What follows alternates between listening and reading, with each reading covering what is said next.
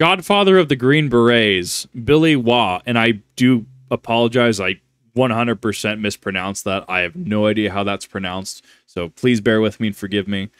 By the Fat Electrician. And I quote, "From Korea to Afghanistan and every conflict in between, I have fought whomever my country has ordered me to fight. For 50 years in 64 countries, I have sought and destroyed the enemies of my country, whether they be called communists or terrorists, wherever they hide." Respect. Today we're talking about Billy Waugh, aka the Godfather of the Green Berets. Now I'm here to tell you the story about Billy Waugh, but we have to get one thing very clear right out of the gate. Whether you want to admit it or not, everybody wants to be cool. I want to be cool, you want to be cool, but none of us will ever be as cool as Billy Waugh showing off his integrally suppressed MP5 at the age of 72 while he was actively hunting Osama bin Laden. Nice. And full transparency, this is usually the part of the video where I have a cool monologue lined up that's designed to hook you and draw you into this story, but today, I'm just going to read you this old man's rap sheet. One of the only men to ever jump out of a plane with a nuclear warhead strapped to his body. He is a pioneer of halo jumping. His awards are as follows: 1 silver star, 4 bronze stars with V device, 4 Army Commendation medals, 14 air medals, 2 combat infantry badges, and 8 Purple Hearts. But I'm not done yet. Airplane crashes survived. 2 helicopter crashes survived. 3 number of enemies killed in combat unknown. Number of missions completed redacted. The unclassified men of note that he has hunted: Edwin P. Wilson, General Giap, Osama bin Laden, and probably the most notorious terrorist of all time, Carlos the Jackal. Decades in operation. I've never heard of Carlos the Jackal. I probably have heard about whatever he was a part of. I have no clue who that is.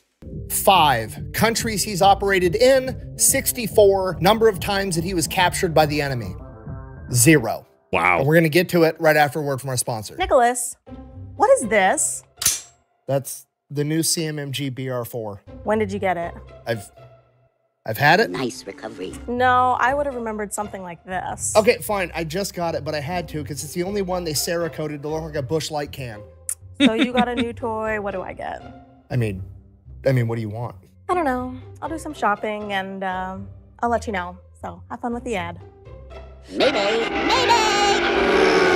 This video is brought to you by Delete Me, okay? Super simple business model. You give them money, they turn around and they make sure that online data brokers are not selling your personal information online. Okay, here's the deal. Pretty much anytime you use a free service on the internet and you click that little box that says, "I agree to the terms and conditions," you've basically just agreed to allow them to harvest as much of your personal information as humanly possible. They then turn around and sell that to online data brokers, and that's how they can afford to offer you a free service. But when you have Delete Me, they go and they monitor all of these online data brokers for your personal information, and then if they find it, they submit all the opt-out forms on your behalf, so they have to take down and stop selling that information. So when you buy Delete Me, you're not actually buying anything, you're just buying your way out of all the negative consequences of all the free shit that you've already gotten. And because they continue to monitor those data brokers, you're buying yourself out of all the future negative consequences of all the free shit that you haven't even gotten yet. So if you want to give Delete Me a try, there's going to be a link and a discount code down below. Let's get back to the video. I'd give it an 8 out of 10. Back and forth felt a little flat. Yeah, felt like it had a little less personality than some of the other banter pre-ad roll, pre-ad read situation bits we've had before. Audio is consistent. I think the music was a little loud. I think that the screen is a little too cluttered with the Delete Me banner ad. I think that it works. I think that it functions. When we start adding like the infographic in there, especially if we were going to add something like a QR code in there, I do think it starts to get visually a little cluttered. But I mean, the ad read was short. Audio is consistent, straight to the point. What more could you want? Give it an 8 out of 10. I think it was pretty good. So because this is going to be a longer reaction, I'm setting the understanding that I will, unless there's something that I inherently have the ability to comment on, I'm going to try to make sure to wait in between chapters. That way I give Fat Electrician plenty of time to talk. That also gives a window of opportunity for me to speak in between. I do ask, because I do know there are people who do skip. If you do just want to watch the original video, please just go watch the original Fat Electrician video. I've made sure to link his channel and that video in the description for you, as well as Pepperbox TV. Not that I'm sponsored with, affiliated, or anything with Pepperbox TV. I just think it's cool that a bunch of people are on a proprietary platform, and it's apparently doing really well. All right, our story begins in Bastrop, Texas on December 1st, 1929, when a beautiful, adorable little baby boy named Billy Waugh is brought into the world. Which should be unsurprising at this point because it feels like every single badass we cover on this channel either has bad eyesight and has to con their way into the military, or they're born in Texas for some reason. Either way, like all the other war heroes from World War II, he was born during or right after the Great Depression, grew up in extreme poverty down in Texas. At the age of 10, Billy's father passes away from liver cirrhosis, and from that point on, he begins working 3 jobs to help his mother put food on the table because she's only a substitute teacher. He's stocking groceries at the local grocery store, he's a paper boy, and he's running the concession stand at the local movie theater. As I'm sure you can imagine, under these circumstances, he matures very quickly for his age, and on top of that, he's also very intelligent, having straight A's the entire time he's in school. Several years later, when Billy's 12 years old, seemingly on a random Sunday in December of 1941, while he's working the concession stand at his local movie theater, the sheriff barges in and orders the person running the projector to cut the movie off and turn the lights on. The local sheriff then gets up on stage in front of the movie screen and addresses the entire theater, informing them that America has just been attacked at Pearl Harbor by the Empire of Japan, and he doesn't know what's going to happen next. You gotta remember, this is 1941 and news travels slowly. Nobody really knows what's going on. All they know is that America is under attack, and because of that, his local sheriff plans for the worst. He tells them that at any given moment, men with guns could begin parachuting out of the sky to attack them, or planes could start flying overhead and begin bombing American cities. Because of this, the local sheriff orders everybody to go home, lock your doors, turn the lights off, and cover your windows with sheets to not be an identifiable target for an overhead enemy plane. Hearing this, all the people funnel out of the movie theater. Billy stays for a little bit, closes down the concession stand, helps close down the movie theater,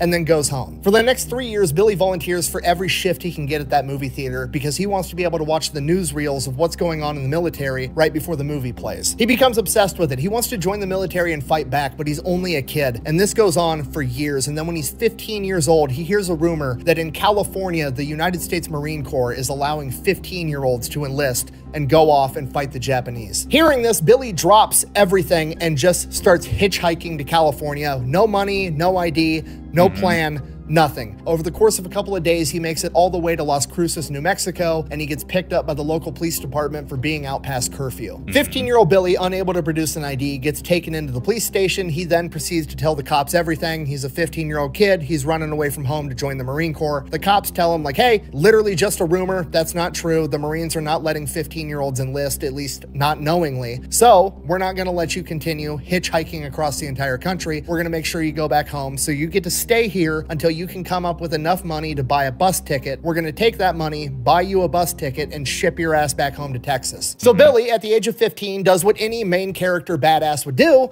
He calls mom, begs mom to send him money. She agrees that she's going to wire money to the police department, but only if he promises her that he is going to finish high school, and he reluctantly agrees, gets the bus ticket, goes back home. So Billy goes right back to doing what he was doing. He's working at the movie theater, and around this point in time, the newsreels start showing a new Army unit that they've come up with, an Army airborne unit where paratroopers are going to jump out of planes into enemy territory and fight the enemy from within, and Billy becomes obsessed. He wants to be a paratrooper more than anything. When Billy's not in school and he's not working, he's reading about being a paratrooper, and he finds out that the most important, most unique part of a paratrooper's kit is the unique jump boots that they use, and he wants a pair more than anything. So he starts slowly saving up nickels and dimes, whatever money he can get, until he can go off and buy his very own pair of paratrooper boots. And this goes on for years. He lives up to his word, fulfilling his promise to his mom. He does graduate high school with a 4.0 and then immediately enlists in the United States Army to become a paratrooper. And he does exactly that. He becomes a paratrooper, gets attached to the 82nd Airborne Division out of Fort Bragg.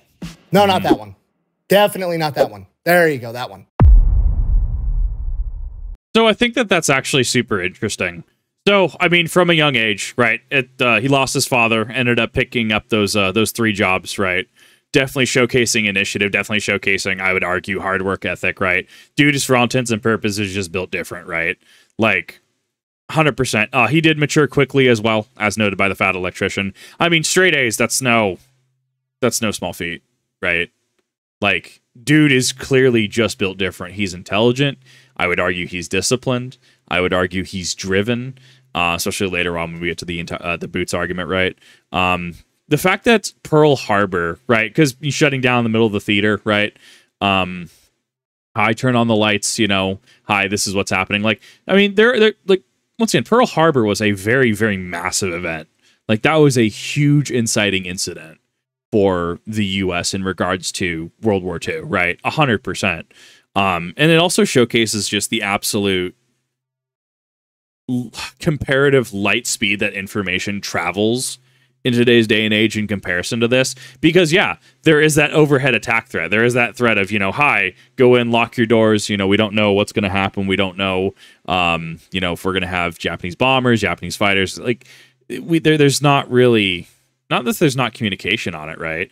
But there's just not, like, information just doesn't travel that fast. And in some cases, you do have to assume the worst about a situation. And I think it's interesting contrasting with our modern day where, you know, we have access to, allegedly there are warlords in Africa who use TikTok to say messages. I can't personally confirm or deny if any of those claims are accurate. If they say who they are, it could just be some random in cosplay. That's just the nature of the internet. But I mean, if South Korea, right? South Korea, end of 2024, the whole martial law situation, right? Like, I'm sure there were people watching that live that weren't in South Korea, right? I'm sure there were people watching that out, like, live, right? There was a situation in which I think it was a member of the U.S. Air Force. There was a protest they did in 2024 with self-fire is how we're going to word that for YouTube. I mean, you hear about that as it's developing, right? Like, just the way we consume information and the speed at which information travels is just so fast in comparison. So it's actually super interesting to see both the reaction and as well as how the slower spread of information does affect decision making at the time. I think it's interesting as well, like showcasing his hard work ethic, showcasing his talent, you know, volunteering over X amount of time at the theater, specifically be able to see the newsreels and stuff. I think that that's super cool. Once again, helps with his character arc, his character progression in regards to being driven. The 15-year-old enlistment in California, I'm very curious what actually started this. It's one of those, well, I believe that happened moments, even if it didn't necessarily happen, right? Like, oh yeah, sure, I'm sure the US has an absolute, you know, stealth bomber that is, you know, incapable of being detected ever. It's got like actual predator camouflage, right? Like, sure, okay, I'd believe it. Does that mean it necessarily exists? I'm sure there's people who can either confirm or deny, at least from the shitpost status, right? Like, believable versus what's actually there, right? So I'm very curious where that rumor comes from. I'm very curious if that was a thing as well. It appears that it wasn't a thing. As he says, the police ended up debunking that 15-year-old claim. And hey, we're gonna ship you back home. You're out past curfew, which actually is interesting. Does curfew still legally exist? That's not federal, right? Is that state, city? What is that? And that being said, I'm sure that's still a thing in some capacity, right? Like having a 13-year-old out at like, I don't know, midnight, probably not the best idea, right? Putting out at like 3 a.m. near a graveyard, probably not the best idea, right? Well, not that graveyards inherently, but you get what I'm saying. The one that kind of struck out to me is his mom wiring the funds. So wiring has a very specific meaning. Wiring also definitely has a wire fee. That being said, this is modern wiring. This is if, for example, I still worked in finance and you're like, hi, I need to wire funds to this person, or I need to wire funds to that person, right? Okay, yeah, it's if done before a certain time, at least at the institution I worked, it was same day. It was the following day. No. It was same day if before a certain hour. That was guaranteed following day. There were also guaranteed funds, but because it was guaranteed funds and the speed at which the transaction happened, there was a fee associated with it.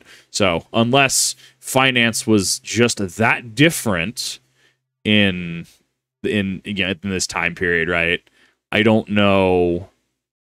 I'm diving way too deep into the wire. Like, wire is a very specific word, not transfer, like wire.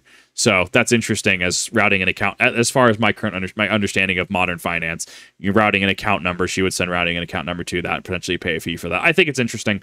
I'm definitely fixating way too hard on that because I worked in finance. Reading about paratroopers as well. Like, dude's clearly just well read.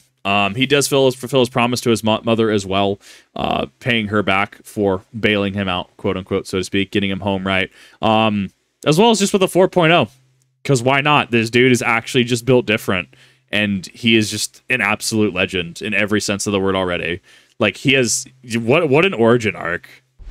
Now, by the time Billy gets through training and is actually out in the army, World War II is over. There's no prospects of going to combat on the horizon, and he kind of hates it the entire time. It's basically like work out in the morning, clean your guns, maintenance cars in the motor pool, doing a bunch of stuff that isn't being out in combat. So Billy absolutely hates it. And this goes on for years, and right as Billy's contract's about to be up and he has to decide whether he's going to re-enlist or not, the Korean War kicks off. So Billy re-enlists for another 3 years just at the prospect of potentially getting to go off into combat. And Billy gets just that. He goes over to Korea as a private first class, fights through the entire war, and by the time the Korean War is over, he is a sergeant first class, which is a pretty rapid ascend through the ranks. Reflecting on his time in the Korean War, he said, and I quote, "I didn't like the army at all until I got my first taste of combat in Korea. For the first time in my military life, I felt completely at home." After the Korean War, Billy gets orders that he's going to be stationed in Augsburg, Germany, so he starts making his way there, and as he's making his way there, he boards a train to go into Germany, and on that train, there's a couple of sergeants, and these sergeants have a weird patch that he's never seen before. It's an airborne patch. There's only a couple of airborne units, and it's weird that he's never seen this one before. It's this red shield with a plane and a parachuter jumping out the bottom of it. So he goes up and asks the sergeants, like, hey, what unit is this? I've never even heard of you guys. At first, they're kind of being secretive, but over the course of this train ride, Billy keeps prying at him, and eventually they tell him that they're part of a new secret unit that just got formed called the 10th Special Forces. And this is America's first official Special Forces unit that would eventually grow and become what we know today as the Green Berets. And the reason they were called the 10th Special Forces is because they were so secretive that if anybody did ever find out about them,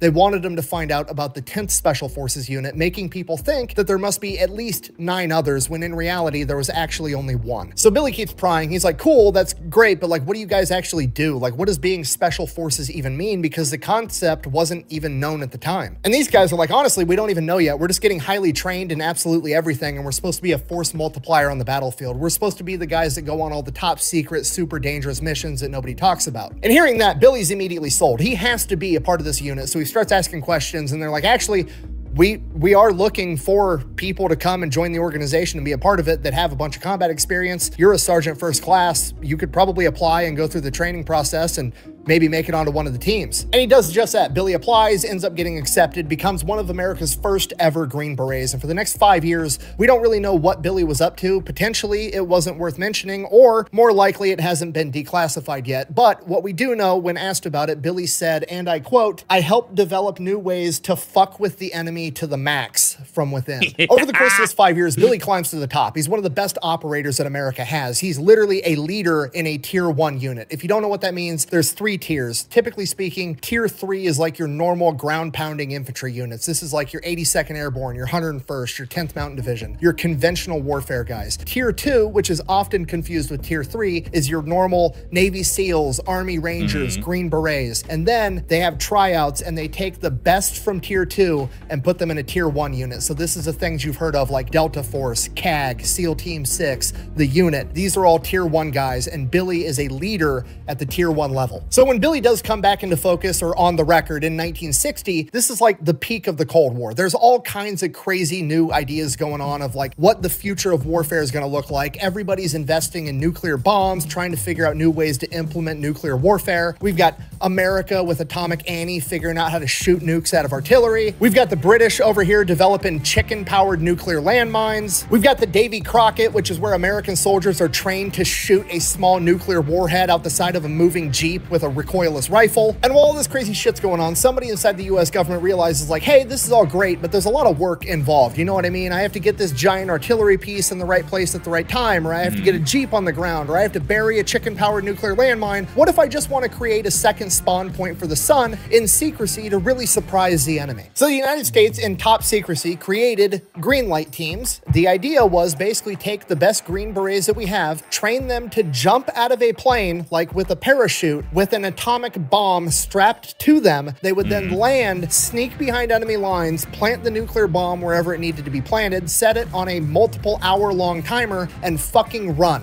And Billy is selected to be the leader of one of these teams. Okay, just so we're all on the same page, it is now Billy's job to jump out of a plane with a portable star strapped to his cock, sneak behind enemy lines, arm a nuclear warhead, and get out of the blast radius as fast as possible. Okay, I don't think you understand the gravity of what I've just said, okay? Most military personnel aren't Get it? Gravity. It's a star pun because he just mentioned having a star strapped to him. Ha! I like it. It was a subtle one. I almost missed it. Trusted with shit, okay? The average infantry grunt is trusted to go into combat with a machine gun and kill the enemy. He's also not trusted to be responsible enough to have a fucking toaster oven in his barracks bedroom. And then you've got Billy over here, who's such a badass that Uncle Sam is like, oh, you want to jump out of a plane with a live nuclear warhead and then carry it behind enemy lines to put it in the right spot, arm it yourself, and then dip? I don't see a problem with that, okay? This is literally insanity. Luckily, America never elects to use this option actually in combat, so in 1961, Billy gets sent off onto another mission called Operation White Star in Laos.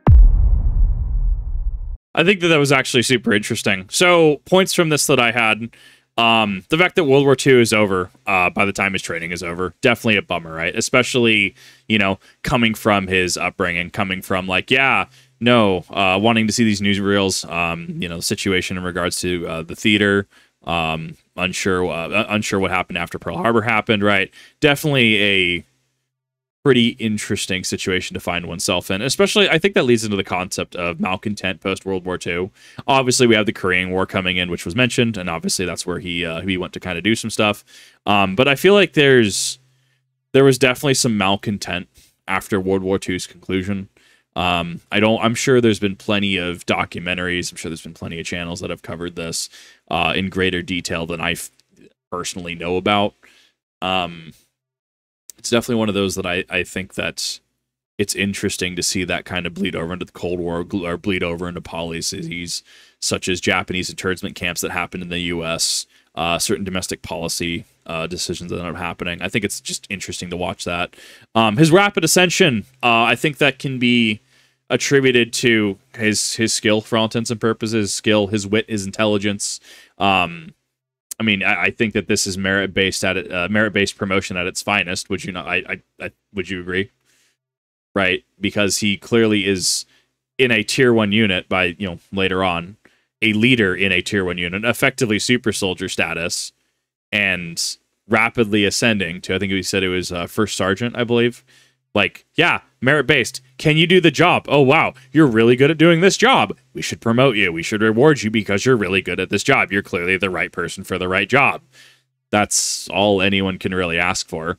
Like, I think that's incredibly fair. I think that's how that should be done. The Army feel like home. I think that's super interesting. I know that there's people from different branches of service. I know there's people who feel at home in the Marine Corps. I'm sure there's people who feel at home in the Navy.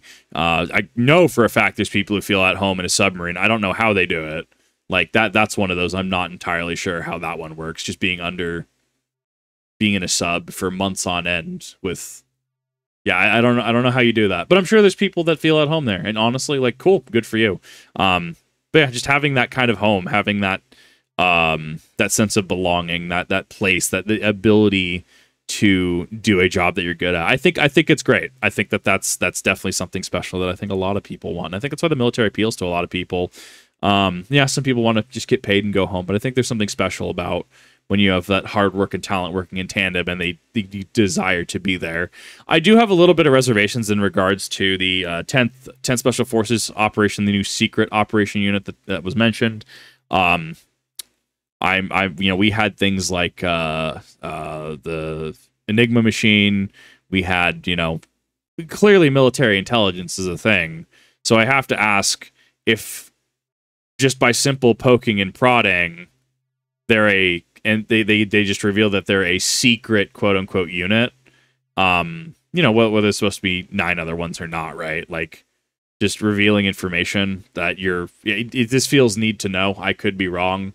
I'm curious as to why that was revealed, if that was revealed nowadays, if there's consequences for that. I'm sure there'd be consequences for that, or if this was strictly because this Green Beret precursor, so to speak, was just still so new, especially in regards to open application. I wonder if this is very specifically because of Billy Waugh's skill set. I wonder if this is because of his reputation in some capacity. And even then, just because you have access to the application doesn't mean that you're guaranteed approval, right? So there is that as well to consider. Just because he knew about the application doesn't mean that they had to accept him. To which, being a leader in a tier 1 unit, I actually didn't know the separation of tiers. I didn't know tier 1, 2, or 3. Being a leader in a tier 1 unit is effectively just super soldier status. I mean, that's some actual, like, the green light team specifically is some actual like Helldiver shit. Like this is Super Soldier, ODSTs dropping in, Helldivers dropping in with the Hell Bomb on your backpack, Spartans dropping in with their nuclear reactor cores, that's on their back, right? And that's what powers the Mjolnir armor and stuff like that. Like that's actually like some actual sci-fi shit. To which I wonder, with some of what is declassified, I wonder how much of that has bearing on modern sci-fi, whether that's ODST, Helldivers, Space Marines, even, right? It really just this is just Super Soldier status for all intents and purposes. And then there's the definition of insanity, right? I mean, some people would consider that insanity, just dropping in hot. And cool, we're gonna go put this portable star behind enemy lines, and we're gonna light this funny candle, right? Some may consider it insanity. Some may consider it a fun time. I think that in itself is subjective, and I think that's why having the right people in the right positions and with merit-based ascension is just so crucial for anything sensitive like that. I think that it's super interesting. He's already had a pretty colored life so far, in my opinion. Now, you gotta remember, this is like peak Cold War. America is still very much running on the Truman Doctrine. If you don't know what the Truman Doctrine is, quick, dirty, oversimplified version. Basically, America views communism like it views cancer, and they're committed to do whatever it takes to stop it from spreading. So, whenever a country is being threatened by communism, they're gonna send in money, guns, they're gonna send in Green Berets to train people in guerrilla warfare. They're gonna do anything and everything they can within or outside of the realm of the Geneva Convention to make sure that communism doesn't spread any more than it has to. And that's basically what Operation White Star is. Billy goes over to Laos and begins training rice farmers in guerrilla warfare tactics and giving them weapons so they're able to fight off communists should they come. So that goes on for about 1.5 years, and then Geneva steps in and is like, hey, you can't do that. It's a war crime, whatever. So America's like, oh, are bad, and then America proceeds to stop doing that, and Billy immediately goes straight from Laos right next door to Vietnam and continues doing the same exact thing. Now, by this point in 1962, Vietnam has already been split for a while. North and South Vietnam officially split in 1954, so you have the North, which is the communist NVA that's being backed by China and the Soviet Union, and then you have the South that's being backed by the United States. Bear in mind, the Vietnam War, as America knows it, doesn't start until 1965 after the incident at the Gulf of Tonkin, so Billy is there before the Vietnam War even starts, between 1962 and 1965, pretty much the entire time, where him and men like him train and equip over 87,000 South Vietnamese to fight the enemies to the north. So by 1965, when America does get directly involved, Billy's already been there for 3 years. He knows the people, he knows the culture, he knows the terrain, he's acclimated to the climate, and he basically has trained his own army at this point. And he immediately gets to work leading these men into combat, conducting raids. June 17th, 1965, Billy is going to lead a 90-man element to conduct a raid. This element is comprised of himself, 2 other Green Berets, 1 guy from the CIA, and 86 South Vietnamese that he has already trained. So Billy's going into this with 3 other guys that actually know what's going on, and then 86 newbies that, who knows, as soon as the bullets start flying, they might drop their guns and run off. He has no idea. But they're launching an ambush, so that's probably the best possible outcome. Hopefully, they're going to be able to surprise the enemy and kill off everybody before too much happens, boost these guys' morale, give them some combat experience, get confidence, the whole 9 yards. So Billy's leading this huge element through the jungle, advancing towards the objective, moving in dead silence. And as they come up, Billy sees an NVA scout up ahead about 500 meters away from the target, obviously just out there on guard duty, walking through patrol. Dude's not expecting anything. He's got his AK-47 slung around his shoulder. He's smoking a cigarette, hanging out. He's done this 500 times. Nothing's ever happened. He's not suspecting anything. So Billy kind of like hunkers down, orders one of his South Vietnamese guys to sneak up on him and kill him with his knife. Dude does exactly that. They keep advancing towards the target, and as they're about 200 meters away from the objective, he walks right up on 2 people hunched over picking up firewood. It's a man and a woman. Billy immediately thinks to himself, oh shit, okay, this is probably the cooks. They're getting firewood to cook breakfast super early in the morning. Maybe I can like capture them and hog tie them and gag them and then come back for them later and release them. Or like he's trying to figure something, and while he's figuring that out in his head, the man turns around, sees Billy, reaches for his pistol. Billy immediately lunges forward, kills him with his knife. As that's going on, the woman grabs a piece of firewood and begins hitting Billy with it. He ultimately ends up up killing her as well, and that made some noise. So now Billy's thinking, okay, we got to pick this operation up and move a lot faster, because if some sentry heard that and they come to investigate and find us, we're going to lose the element of surprise, and then all hell's going to break loose. So Billy splits up the element into 4 groups, each one being led by either himself, a Green Beret, or the CIA guy, and they hightail it towards this objective. So they roll up on the objective. It's this enemy camp, and there's these 3 bamboo hooches that are like 40 feet wide. Billy guesstimates how many beds are inside of each hooch, figuring they're working in shifts, 3 guys to a bed, does the quick math in his head. At most, there's 250 guys here. He's got 90 plus the element of surprise. This shouldn't be an issue. So Billy gives the order to attack. They open up with gunfire. They're throwing grenades. They basically level this hooch, and the entire battle is over before it really even starts. Billy guesstimates they killed about 150 NVA soldiers. The rest probably ran off into the jungle. His men are celebrating. They're cheering. You've got celebratory gunfire. They're raiding all the stuff. They're picking up all the Soviet weapons. They're examining everything. And then, off in the distance, Billy hears a bugle. At this point, Billy's surrounded by a bunch of noobs. None of these guys know what the bugle call means, but Billy fought in Korea, and he knows that when you hear the bugle, that means the commies are coming. All right.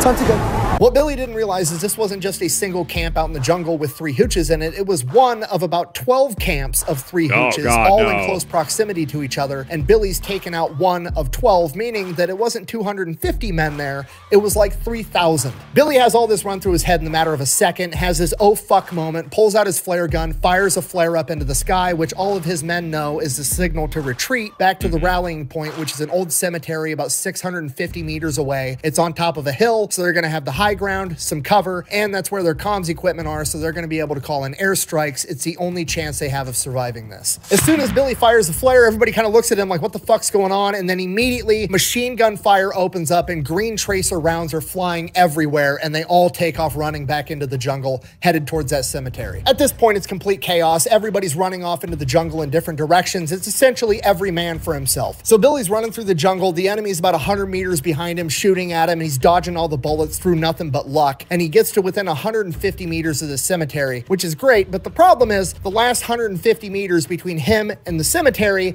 is a rice paddy, which is part of the reason that it would make a great defensive position, because ideally he would be up on that hill in the cemetery with the high ground, and anybody coming to get him would have to run through an open rice paddy, being an easy target. But now it's working against him because he's the one that has to run through an open rice paddy, being an easy target. But the enemy's closing in, and he doesn't really have a choice, so he takes off running through the open through 6-inch water in this rice paddy, makes it a couple hundred yards, and then takes a bullet to the leg, collapses. He immediately gathers whatever composure he can and starts crawling on all fours over to the side of the rice paddy where there's this big irrigation berm. And he crawls up the side. He's got a little bit of concealment as he looks back and sees that there's over 30 of his men dead in this rice paddy behind him. At this point, everything's gone to shit. There's nothing he can do except try to survive. So he just keeps crawling down the side of this berm. He makes it another couple hundred feet, and then he sees this big man-dug hole. He doesn't know if it's a tunnel. He doesn't know what it's even there for, but he decides he's going to crawl in there and try to hide. It's his best shot. So he pulls himself over the edge and falls into this hole or tunnel opening or whatever the hell it is, and there's so much water and it's so muddy,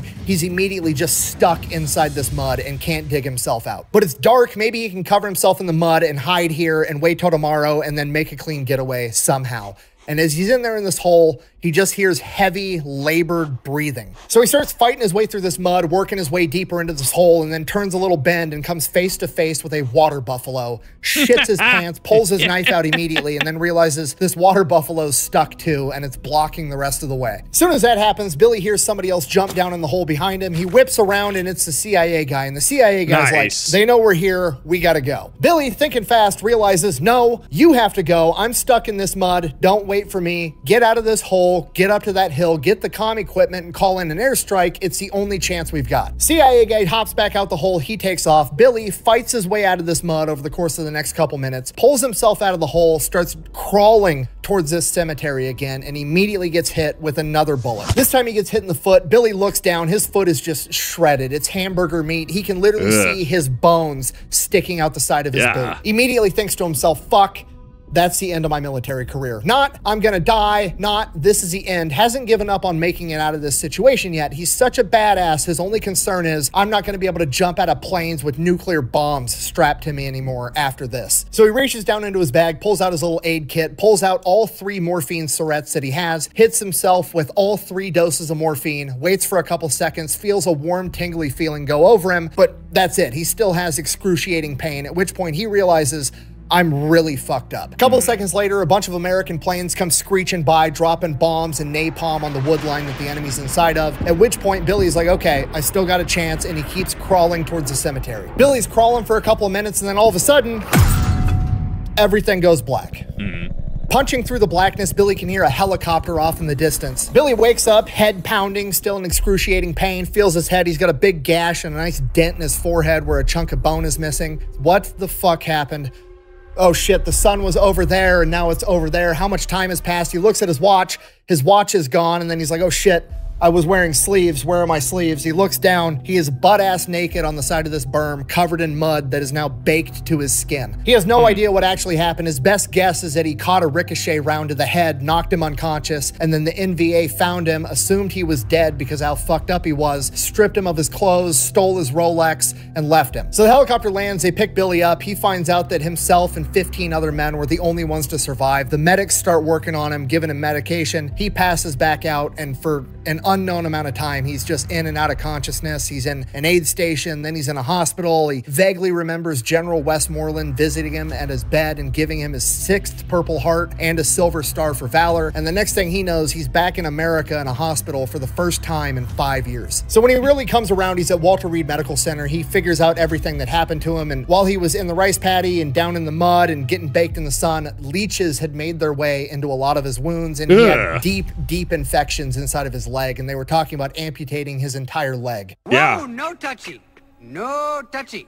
The leeches will do He that. absolutely doesn't want to lose his leg for obvious reasons, on top of the fact that he still has an aspiration of being able to remain in the military and continue being an operator. So he's begging the doctors, don't amputate it, just keep giving me penicillin. And this goes on for like 3 months, and the infection still won't heal. By this point, he's up, he's moving around, he's all together, but he still just has this nasty infection in his leg, at which point he asks the doctor, like, hey, just give me the antibiotics, let me go home on leave for a couple of days, I'll heal up there, leave the cast on, do whatever. So the doctor's like, okay, they give him penicillin, they slap a new cast on, they send him on his way for leave. Rather than going back home to Texas, Billy finds the nearest flight that he can and makes his way back to Saigon. So Billy gets to Vietnam, meets up with some of his Green Beret buddies. They're drinking at a bar. They're telling him that they're part of this new unit that they just started called the Studies and Observation Group, aka SOG. Billy gets filled in on the scope of what this new MACV SOG unit's supposed to be doing. Basically, they're going into Laos, Cambodia, North Vietnam, and they're conducting guerrilla warfare against the Viet Cong and the NVA. These are all areas where the American military is not supposed to be, so they will not be in uniform. If anything goes wrong or sideways, nobody's coming to rescue them. It is extremely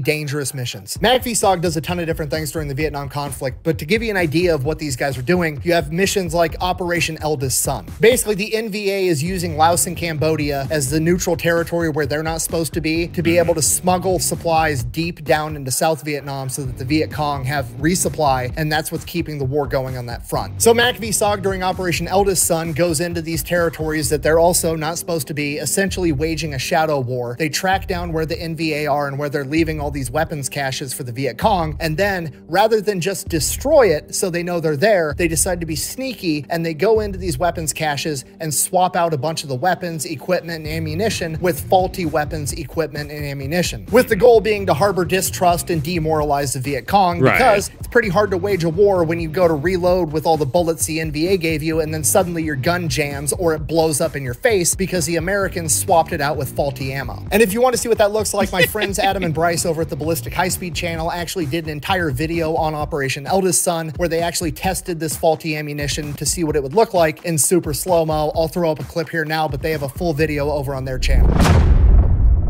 That's pretty cool, honestly. After hearing this, Billy said, and I quote, "I hadn't felt this sure of anything since I joined the Special Forces in Germany in 1953. Wounds or no wounds, infection or no infection, limp or no limp. I simply had to be in this unit. There was no doubt about it. So Billy goes back to America, goes back to Walter Reed, ends up defeating that infection over the course of the next couple of months, saves his leg, and then puts in a request for transfer to this new MACV-SOG unit. They absolutely don't want to put him in this unit. At this point, Billy's 38 years old, almost lost his leg. He's still walking with a limp, but according to him, he lied, conned, and connived his way into that unit and ends up becoming the SOG Airborne Coordinator because he does have a ton of experience and he would still be a useful asset, maybe if not in the field, still in the mental game. Billy takes that job because he knows it's going to get him one step closer to getting back to combat. Over the course of the next 8 months as Airborne Coordinator, he oversees 5 MACV-SOG teams that conduct 48 cross-border top-secret missions. I mean, what an interesting progression. So it's interesting because I remember hearing about it in history class. I completely spaced the Truman Doctrine. It's kind of like FDR's New Deal, right? Like, God, it's been so long since I've been in actual high school class. I think these are things that we kind of just take like for granted. Like, oh yeah, no, this is how this works. But especially with, you know, anti-communism mindset, it's interesting from the historical stance to see that, you know, Truman Doctrine led to a lot of anti-communist propaganda as well as actions, operations. I wonder if that had anything to do with United States Japanese internment camps leading into the modern day, where I wonder if Truman Doctrine still has effects into the modern geopolitical sphere, whether it's domestic policy or foreign policy. That being said, that is a little bit outside of the scope. Personally, I find modern politics boring. I'd much rather play competitive games. It's kind of mind-numbing to just talk, and nothing get done, versus learning about history where you can hear about cool people doing cool things, and you can learn some legitimate lessons. So that's part of the reason I have my 2001 barrier for all intents and purposes. Geneva suggestions. I like that was mentioned effectively, where, you know, hey, we're going to go do this. Well, you can't do that. Okay, well, I'm going to go over here. I'm going to continue doing the same exact thing. I do actually wonder, I had a note about African leadership at the time, but I don't remember what the talking point on that was. There was a very specific dictatorship down there that I was hearing about recently, and it had some tie to the conversation about Geneva Conventions. So I'm sorry, I don't remember what the talking point was. I can't for the life of me recall from what notes I have. But yeah, Geneva suggestions, right? Hi, this is how warfare should be waged. This is how things should happen. It ain't a war crime the first time, though. Enough said.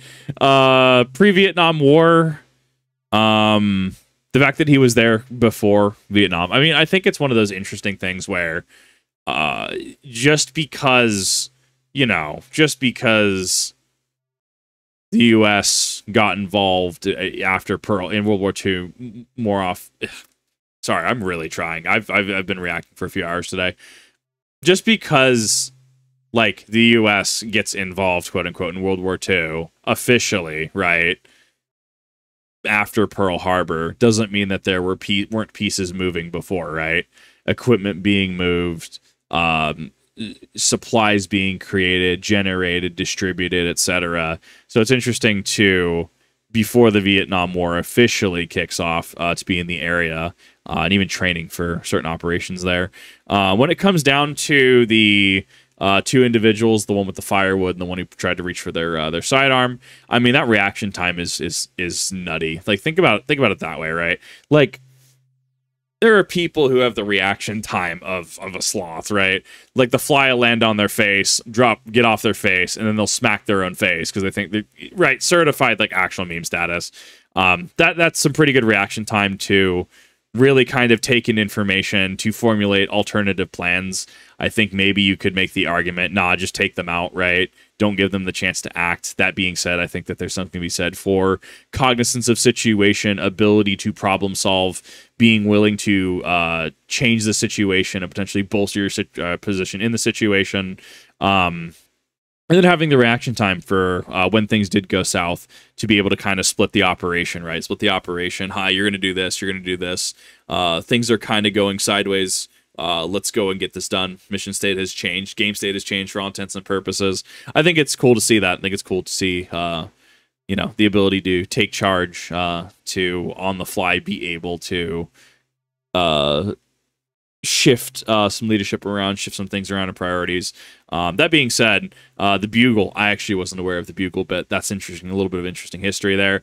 And yeah, like 150, 200, and 250 men, right?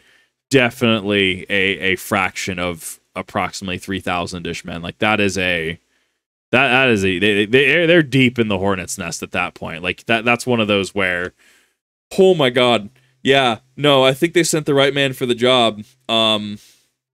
Unfortunately, it seems like stuff just kind of went sideways in ways that it shouldn't have, and really being able to call the retreat. Being able to get out of that situation, I think, was definitely the best call. Once again, coming to reaction time, being able to look at a situation, adjust plans on the fly, be able to execute those plans, right? And then collapsing, right? Like, I think a lot of people have a number of things where they're like, oh, yeah, well, I could do this. And, oh, yeah, you know, in this situation, I can do this. I don't know. I don't really have that. I don't really have that, like, that logical fallacy, right? Like, I'm like, man absolutely collapses, takes another round to the foot, potentially takes another round to the head, and it's just like, I couldn't do that. I couldn't run for as long as he could. Like, this is why he's one of the best, right? This is why he's MacVSOG material. Is this not? Like, the dude is actually just built super soldier status. Yeah, and then just being able to be like, look, the operation has gone south. This is our best decision to get out of here. His decision-making skills are honestly on point. Like, I've had this point like 3 times. CIA guy doing CIA guy things. Kind of cool that he's just kind of there. Kind of cool that he survives, right? And even then, we have Billy Waugh being able to prioritize the mission over getting himself out. Definitely finding himself in an interesting situation, especially in the little mud hole. I think that it's also interesting to bring up that his worry was, quote, that's the end of my military career. It's not, crap, I'm not going to get out of here alive, or crap, this has gone sideways. It's, this has gone sideways, and this is probably going to be the end of my military career. Like, I have a very special, like, respect for that mentality of, like, this is my job, this is what I want to do. Well, that's the end of doing what I want to do, right? It's not necessarily that it's like, well, he's only useful because it's his job, right? No, it's like, he serves an important role in important jobs, but also wants to do this, right? Like, wants to be in the military. And I have immense respect for that. Dude definitely got foobarred, though, especially with the leeches, the deep infections. Like, oh, God, no. I also like that, sure, yeah, we'll let you go on leave, and then just goes back to Saigon. I think that's, I'm sure there's conventions against that. Well, not necessarily conventions, is probably the incorrect word. I'm sure there's protocols and stuff against that, right? Like, if you're in, I don't know, say, the Marine Corps, right? Or you're active deployment overseas in the Army, right? And you're like, man, I sure I'm injured, and like, you're actually injured, right? And you're just like, well, I don't want to be on bed rest. Just give me these and I'll go home. And then you go back to, you know, the front lines. I would assume that'd be some sort of punishment. I don't necessarily know court-martial. I'm not really educated enough on court-martial, any sort of, you know, punishment like that. I'm sure that this set precedent for rules to come. I think that would be a fairly reasonable assumption to make. Yeah, MacVSOG psychological warfare, right? Hey, you're not supposed to be here. We're not supposed to be here, right? And realistically, how do you fight that, right? Like, if you have an opponent that you know is not supposed to be in a location, but they're still in that location anyways, and they're still, you know, doing operations, supplying, etc. Like, do you just sit there? Do you just allow it to happen? Do you petition to say, hi, this shouldn't be a thing? What do you mean we're not in the area? Hi, we have surveillance that you're in the area. No, we're not in the area. That's just fake. That's just fabrication. What do? Do you do nothing at risk to lives on the ground? I think the reasonable a conclusion becomes, hi, you're not supposed to be here. We're also not supposed to be here. Let's have some fun, right? Waging that shadow war for all intents and purposes. I think that becomes the logical conclusion, at least from my limited understanding of it. Mac v SOG as well, yes, psychological warfare. I like the tactics used, being able to try to sow distrust, right?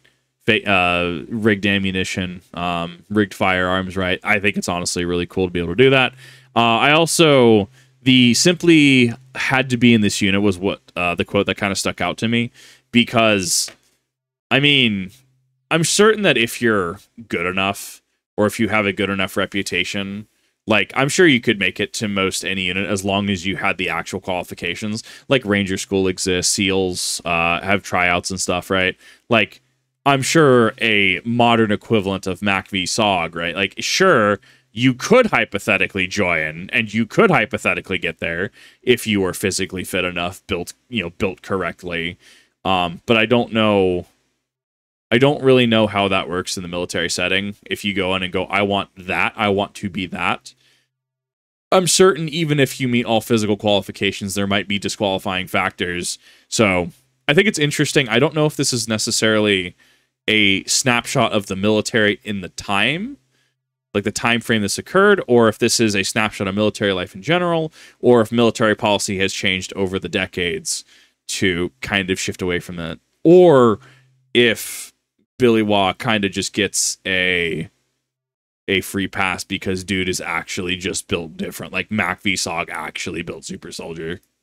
June 1967, Billy gets called into SOG headquarters in Quezon, and he gets briefed on a new mission. A mission that was so important, they were going to shut down all the airspace over Vietnam, and there weren't going to be any aircrafts in the air that weren't directly involved in this mission. As far as the US government is concerned, this is the most important mission on the planet. And as the briefing continues, Billy finds out why this mission is so important, because US intelligence has found out that the NVA's top general, General Giap, is going to be at a secret NVA base inside of Laos, which is a neutral territory, and this is going to be one of, if not their only chance to take him out. Taking out General Giap would be a humongous blow to the NVA morale. He is the heart and soul of that entire military. Ho Chi Minh is like the political leader. He's like the president. This is the equivalent to like Patton in World War II to America. He's literally nicknamed the Communist Napoleon and the Red Rommel. If they can take him out, they could literally end the entire war right now. The problem is that the secret NVA base in Laos, codenamed Oscar 8, is a defender's dream. It is geographically perfect, making an assault on land basically impossible. So this is going to have to be an air assault mission, which isn't ideal because, as I'm sure you can imagine, trying to land a helicopter full of troops onto a fortified enemy base isn't a good idea either, but it's the best one we've got. So the plan is they're going to send in a bunch of B-52s. They're going to drop 945 bombs on this base, and then as soon as that bombing run is done, 2 Marine helicopter gunships are going to come in and do strafing runs on the base. From there, we're going to bring in the transport helicopters with like 50 SOG guys in one big hatchet force, and they're going to be supported overhead by F-4 Phantoms and Sky Raiders. And once these guys draw all the attention, we're going to send in 2 more helicopters on the other side of the base with 2 9-man SOG teams, and their entire objective is to figure out where they're hiding General Giap and take him out. And while all this is going on, Billy, the airborne coordinator for SOG, is going to be up above Oscar 8 in a little tiny Cessna plane, being the eyes in the sky for the men on the ground and reporting back to base. The next morning at 6 a.m., Billy is already up over Oscar 8 doing laps around it, getting a lay of the land, and 9 B-52s take off as they make their way over to Oscar 8 to do their bombing run. Billy's watching as the B-52s approach, and he sees the enemy uncover all of their anti-aircraft guns that are on the ridge overlooking Oscar 8 that they did not know were there. The anti-aircraft guns open up on the B-52s, but the B-52s are so high they barely even notice, continue their bombing run as planned, dropping 945 bombs directly on top of this base. But Billy is still having his oh fuck moment, because while it's not a problem for the B-52s, it is absolutely going to be a problem for the helicopters that are coming in much lower than the B-52s were. And those helicopters are coming in like 2 minutes. So Billy gets on his radio, abort mission, abort, pull back now.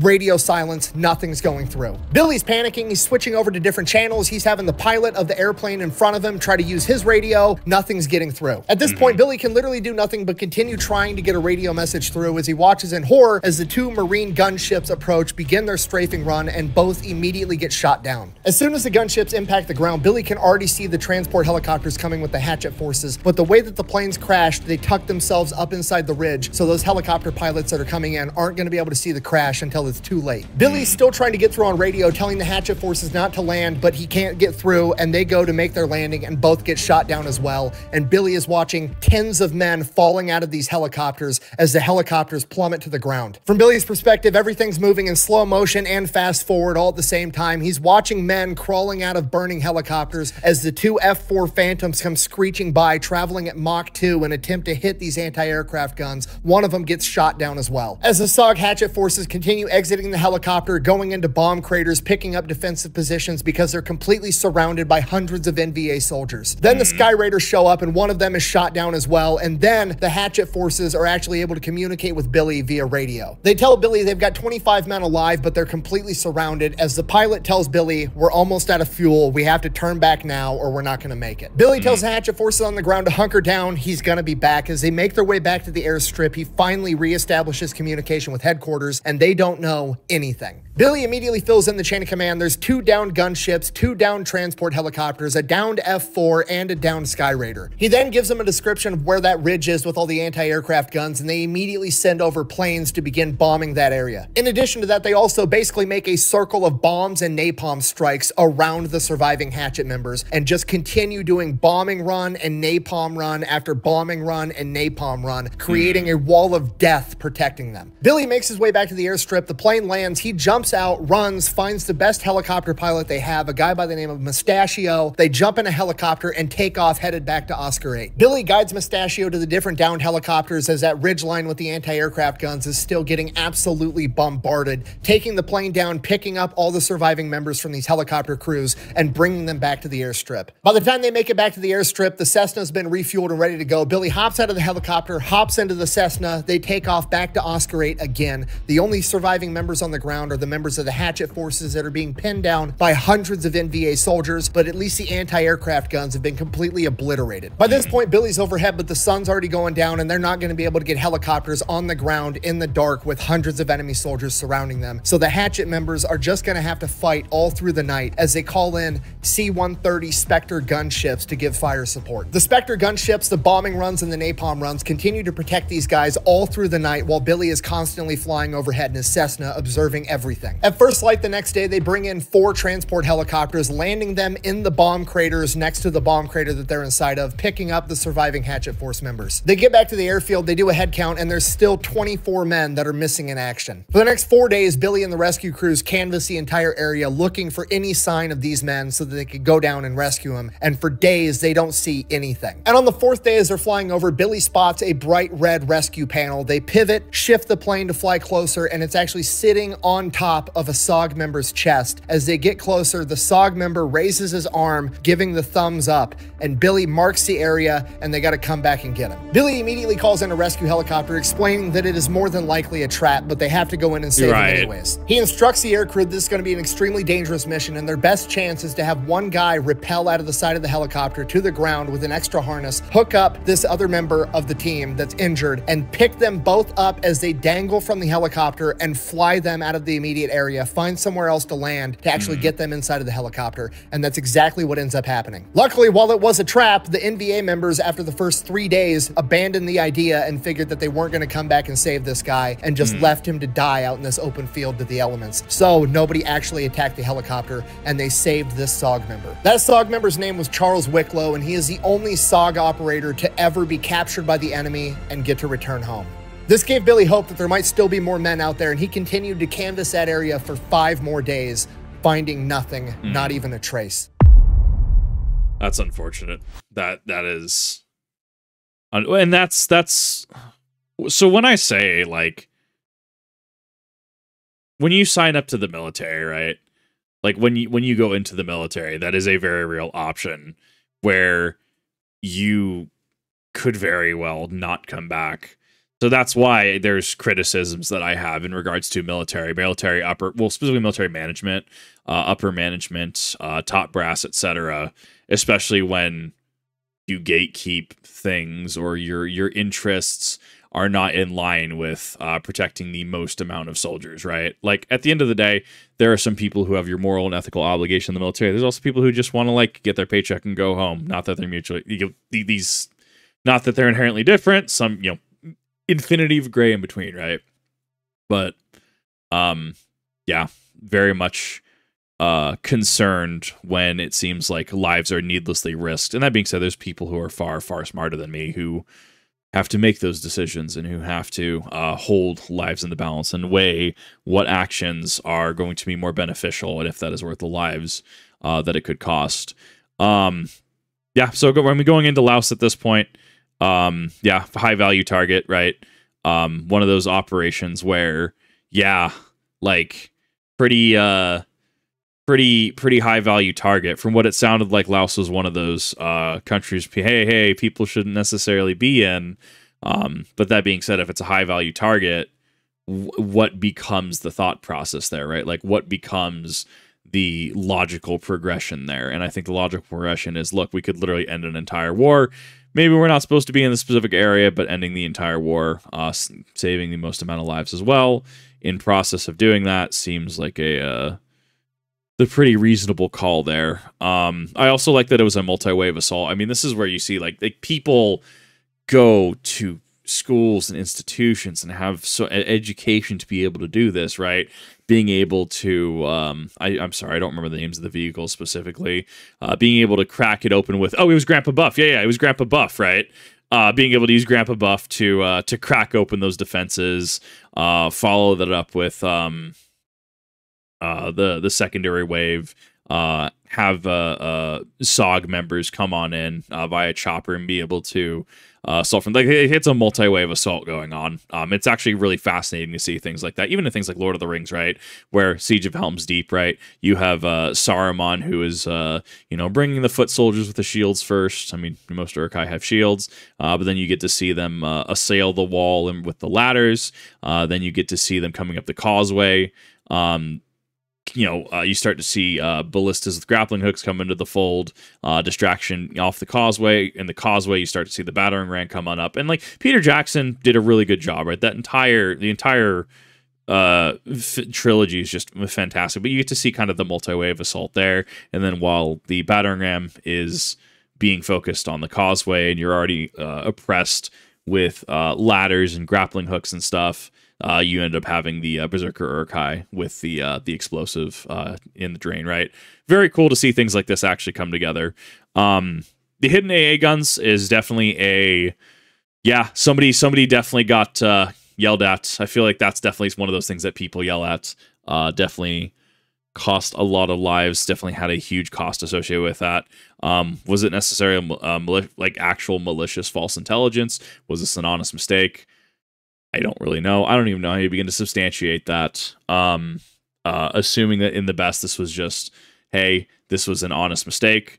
But yeah, like that gets into military intelligence, and even in like what I do in games, right? Like open information, right? You will play things differently if you are aware of what's in your opponent's hand, right? If your opponent has 3 blue eyes and 2 duds, right, you can pretty much go whatever. But if you don't know what your 5 opponent's cards are, you have to play the game in a certain way. Like that's open information is very, very powerful. It's why we get into conversations in regards to like, well, we don't really use the F-22 because the more information that's known about the F-22, the less of a wild card it is. The more that is known about it, the less potential power it can have over others, right?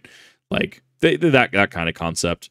And just having to watch just repeated attempts, for repeated attempts, it was trying to contact people, to be able to be in a position where you're actively trying to resolve the situation, but you can't resolve the situation because of circumstances outside of your control. That's not a fun situation to be in. Like, it would not surprise me if that definitely carried on into his later years. Like that feels like that is a actual nightmare status experience, 100%. Because you really can't do much. You're doing everything you can, but you just can't get through. You can't contact people. You can't warn them.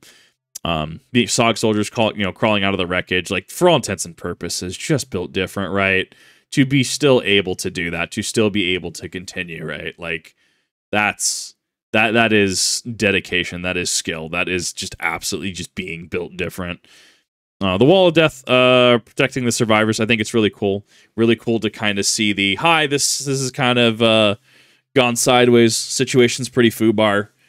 Cool. We're going to use napalm. We're going to use things to, you know, protect this ring of soldiers that is still alive and doing things. I think it's really cool that you are able to utilize offensive assets in a defensive manner. Thought that was really cool. Fighting through the night, once again, just feeds back into being built different. Like, I say that, like, but like it is actually just being built to a degree that just, I think people think they can emulate, but realistically, like, you don't emulate that. Like, obviously, if you have the skill, right? Absolutely, go for it. But like me sitting here reacting to things, right? Like, I don't recreate that. Like, that is a very special skill set. That is a very, very highly trained individual to be able to do a lot of this stuff. And then, yeah, it makes sense that SOG member would unfortunately be trapped. And that's one of those things you have to look into. On one hand, you want to save somebody, right? The thumbs up, hi, he's still alive. And I guess the thumbs up could be like, hi, there's no one around, right? But like, it reads like a trap, quacks like a duck, looks like a duck, probably a duck, that kind of situation. Thankfully, it was resolved without incident. And yeah, an opportunity to trap U.S. soldiers was ultimately thwarted because of impatience, right? They didn't want to wait any longer. So there's just some kind of, I guess, poetic irony in that. I didn't hear if we actually got, if the general was taken down in that battle or not. I'm assuming that he escaped in some capacity. It was probably covered in another Fat Electrician video. I didn't hear a resolution of that, especially if we have the initial assault repelled. I figure that, you know, some sort of state of emergency would be enacted, and then General would be escorted off the premises. So I figured that would be what happened, just tuition, but I don't really have any understanding on that, on what his history is past this. February 2nd, 1970, Billy has fully recovered from his injuries. He's no longer walking with a limp, and he is ready to get back in the action at the age of 41 years old. Nice. Billy is told that he needs to report to his CO's office with all of his gear and alone. Billy is ecstatic because he knows that this means he's about to get orders to go do some gangster shit. The commanding officer then briefs Billy that inside Cambodia, there is a Cambodian military outpost that was heavily used by the NVA, and that's who was supplying them with absolutely everything, and in return, they were allowing the NVA to use it kind of as a way station. Intel says that the NVA hasn't been there in months. They basically abandoned the Cambodians there, and they have not received any supplies. A lot of them are starving and suffering from malaria and other diseases. So the chain of command wants Billy to lead a team to go in and see if he can potentially switch this Cambodian outpost from an NVA ally to an American ally. At which point Billy is like, just to be clear, you want me to go in deeper into enemy territory than anybody has ever been to,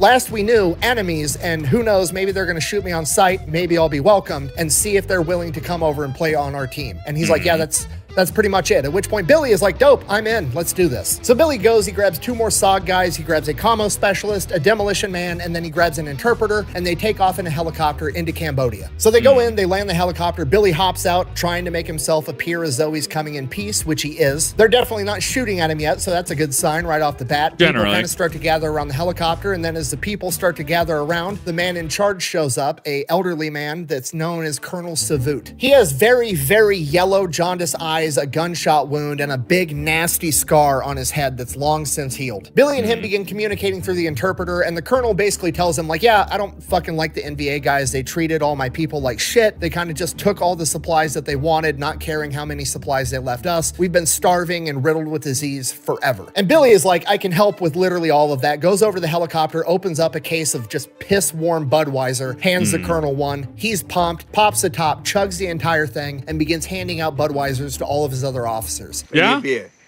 So I brought you. Yeah. Now at this Fair point, enough. the colonel asks Billy, okay, cool, if we work with you, how are you going to protect us? Because right now the NVA is leaving us alone to basically starve and die of disease, but if they find out that we're working with you, they're going to come slaughter all of us. Billy thought way ahead, and he knew this question would pop up. He already has F4 Phantoms up in the air doing hot laps around their immediate area. So he goes over to the colonel and is like, I'll tell you what, point to anything off in the distance that you don't like. The colonel then points over to this small cluster of trees off in the distance that are kind of standing out on their own. Billy looks over at the commo guy and is like, send it, and within 60 seconds, the F4 Phantoms screech by, dropping bombs right on top of the trees. All the Cambodian men start cheering, and the colonel's like, we're in. Billy immediately tells the helicopter crew they can return to where they came from, radios in, and tells them to just start sending in all of the supplies. American helicopters start showing up just one after another, bringing food, guns, medicine, medics, concertina wire, everything they need to fortify this position, feed the people, and start treating malaria. The Cambodians are blown away by how much shit the Americans are bringing in and how fast it's coming in. They're basically gonna have their own Burger King in the next 48 hours. It's American diplomacy done to perfection. You show up with guns, booze, and ham sandwiches and start handing them out. It doesn't matter who it is. When you gift them with the American trifecta of diplomacy, they're always like, you know what?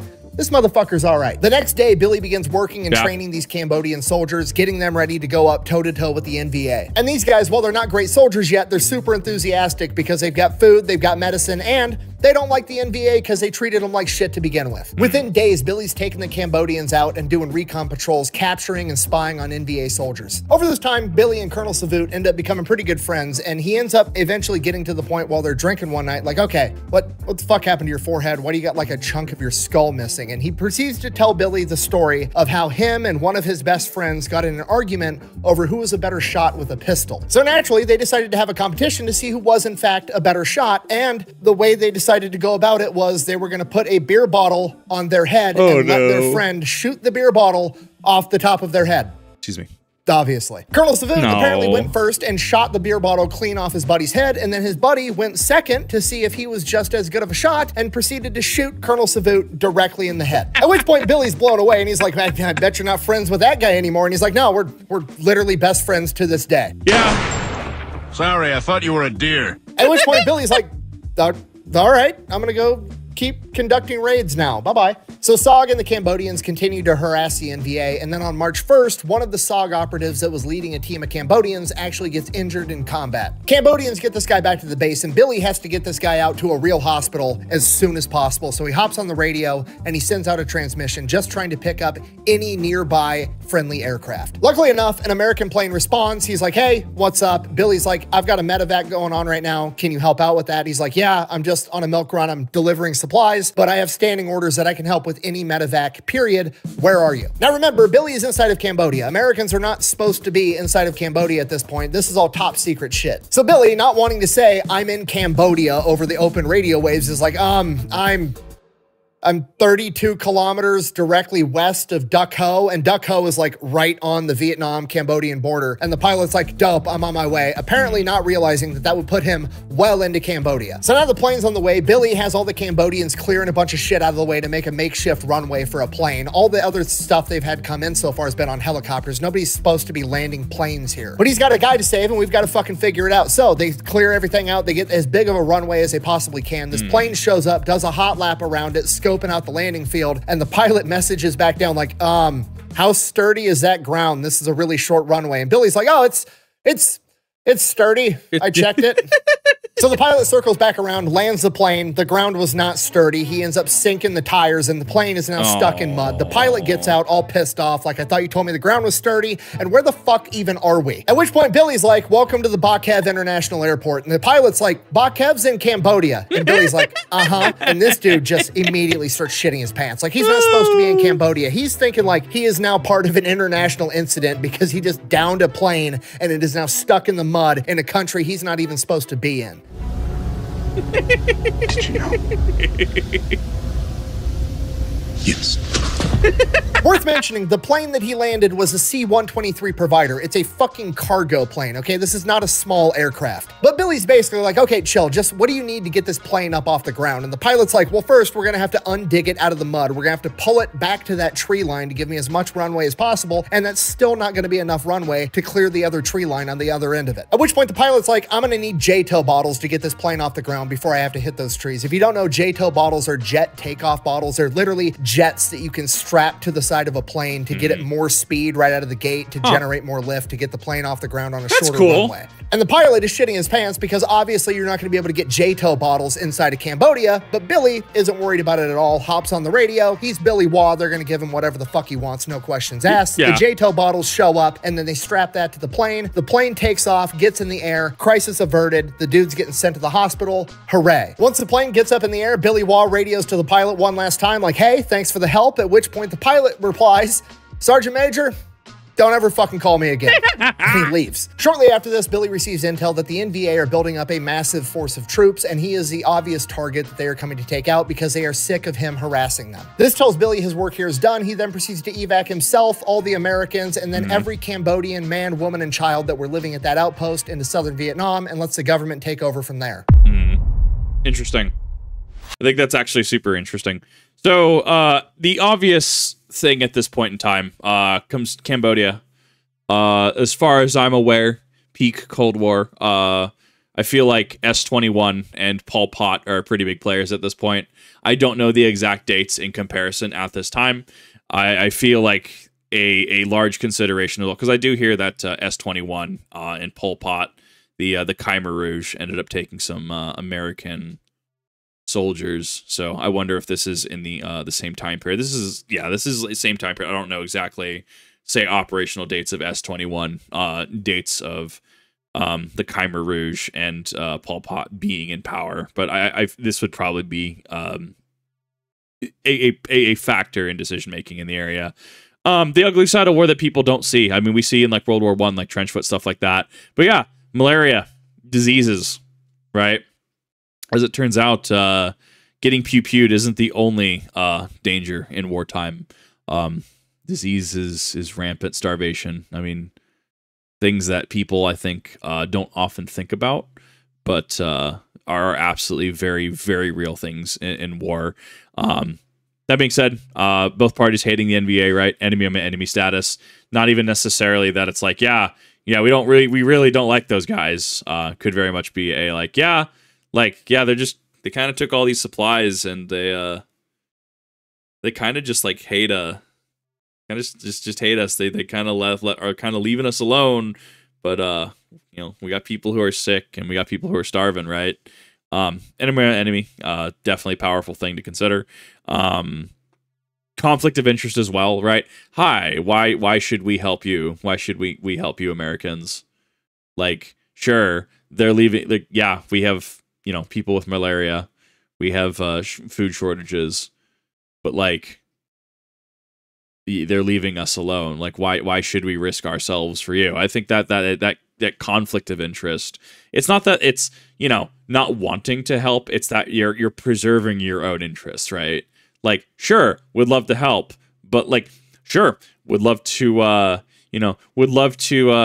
with weatherproofing your house, but my house, right, maybe doesn't have some weatherproofing on it or is susceptible to high winds. Why should I help you with yours when I should probably deal with my own stuff, right? And then coming to mutually beneficial agreement, that kind of thing. Aggressive negotiations, yeah.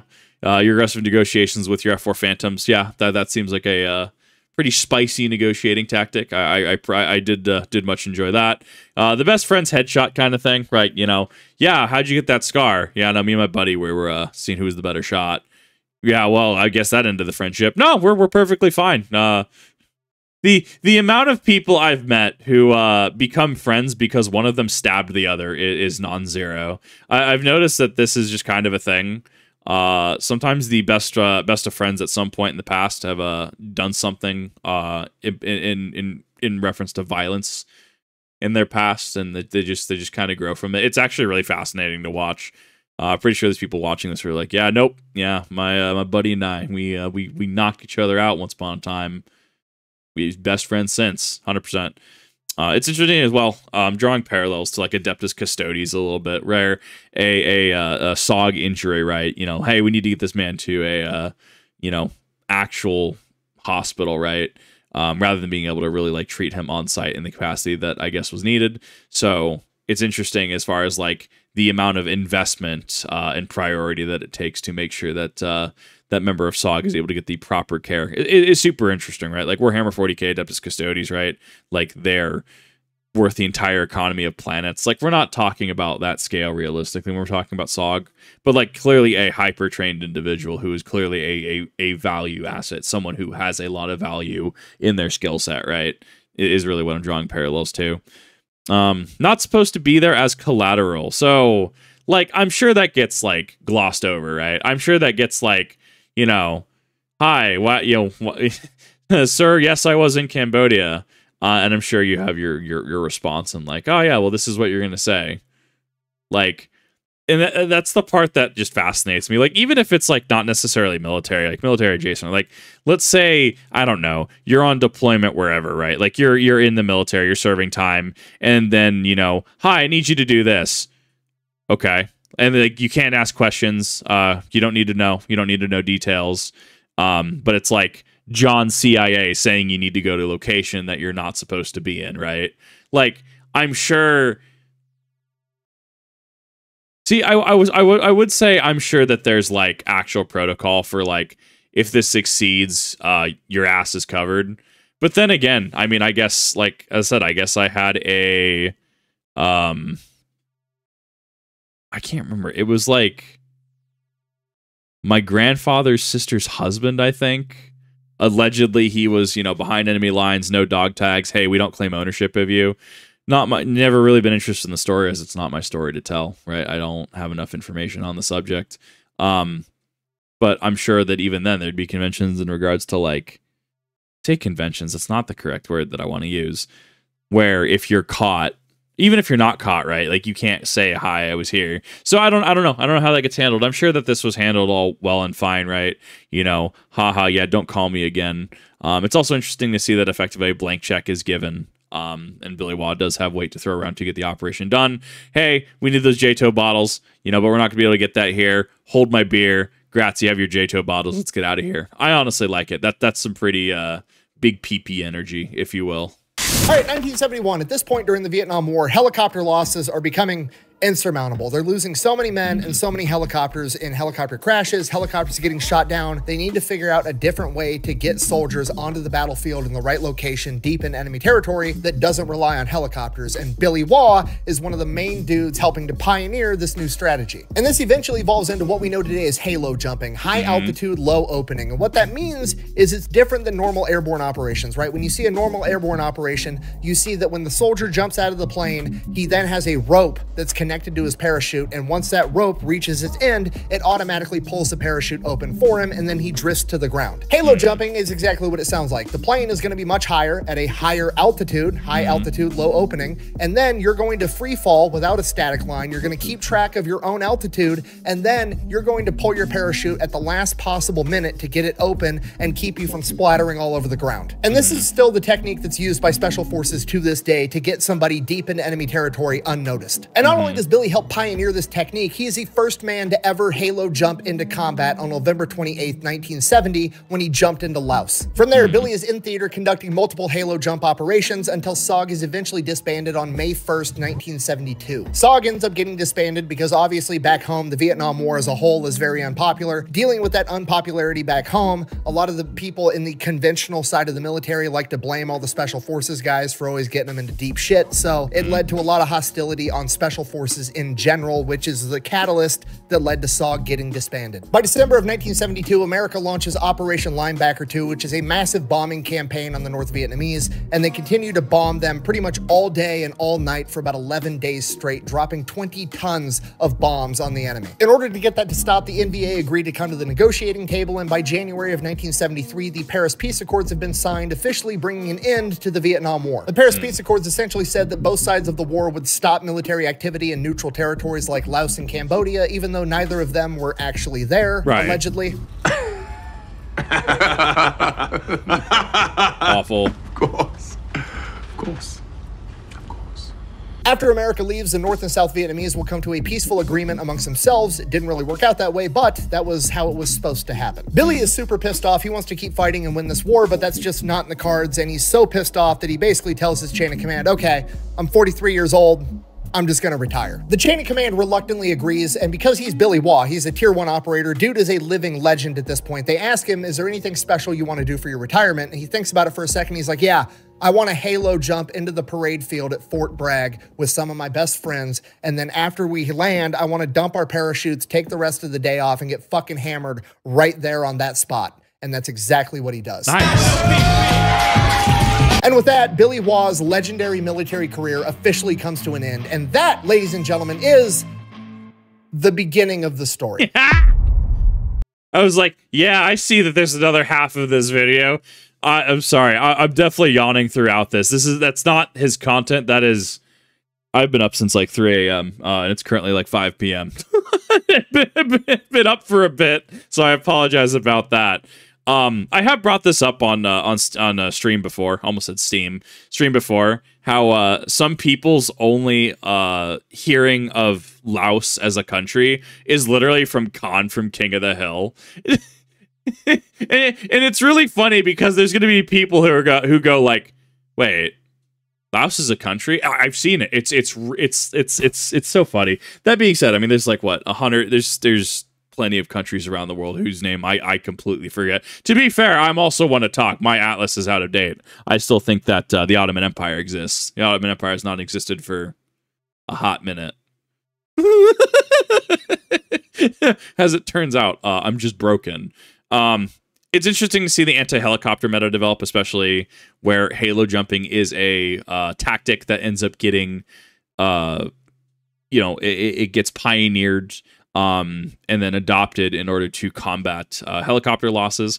I mean, with anything, we see that like, hi, the anti-meta is going to be helicopters, so therefore it becomes the meta because helicopters are just useful. But more and more helicopters get shot down, then they're going to become, the anti-meta is being able to take care of helicopters, but then obviously we still have helicopters, but then we just use them in a different way. Like we shift their usage, and thus their meta relevancy remains. I think it's interesting to look at it, especially because I rationalize a lot of things through like game terms and stuff. Hostility back home with the public, yeah. Vietnam War not necessarily popular. I think it's interesting to consider the unpopularity of the Vietnam War, and what I keep saying in regards to like, not that I think that this is in any way, shape, or form a correct viewpoint to have, right? But the mentality of like, well, yes, absolutely, you're military, but you only matter if you actively serve. Oh, what, you're out of service now? Well, that sucks. Like, I think that it's a garbage view. Like, cool, you were quote unquote military. No, like it's you're military. Did you not do the things? Did you not go through the training? Did you not achieve things? Did you not do things? Grats. You've done more than other people.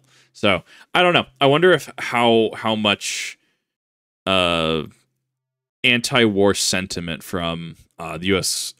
public from the Vietnam era has kind of bled over into modernity. I think that's an interesting conversation topic in itself. I think it's also interesting as well when you're just tell a chain of command that you're just like, yeah, I'm retiring.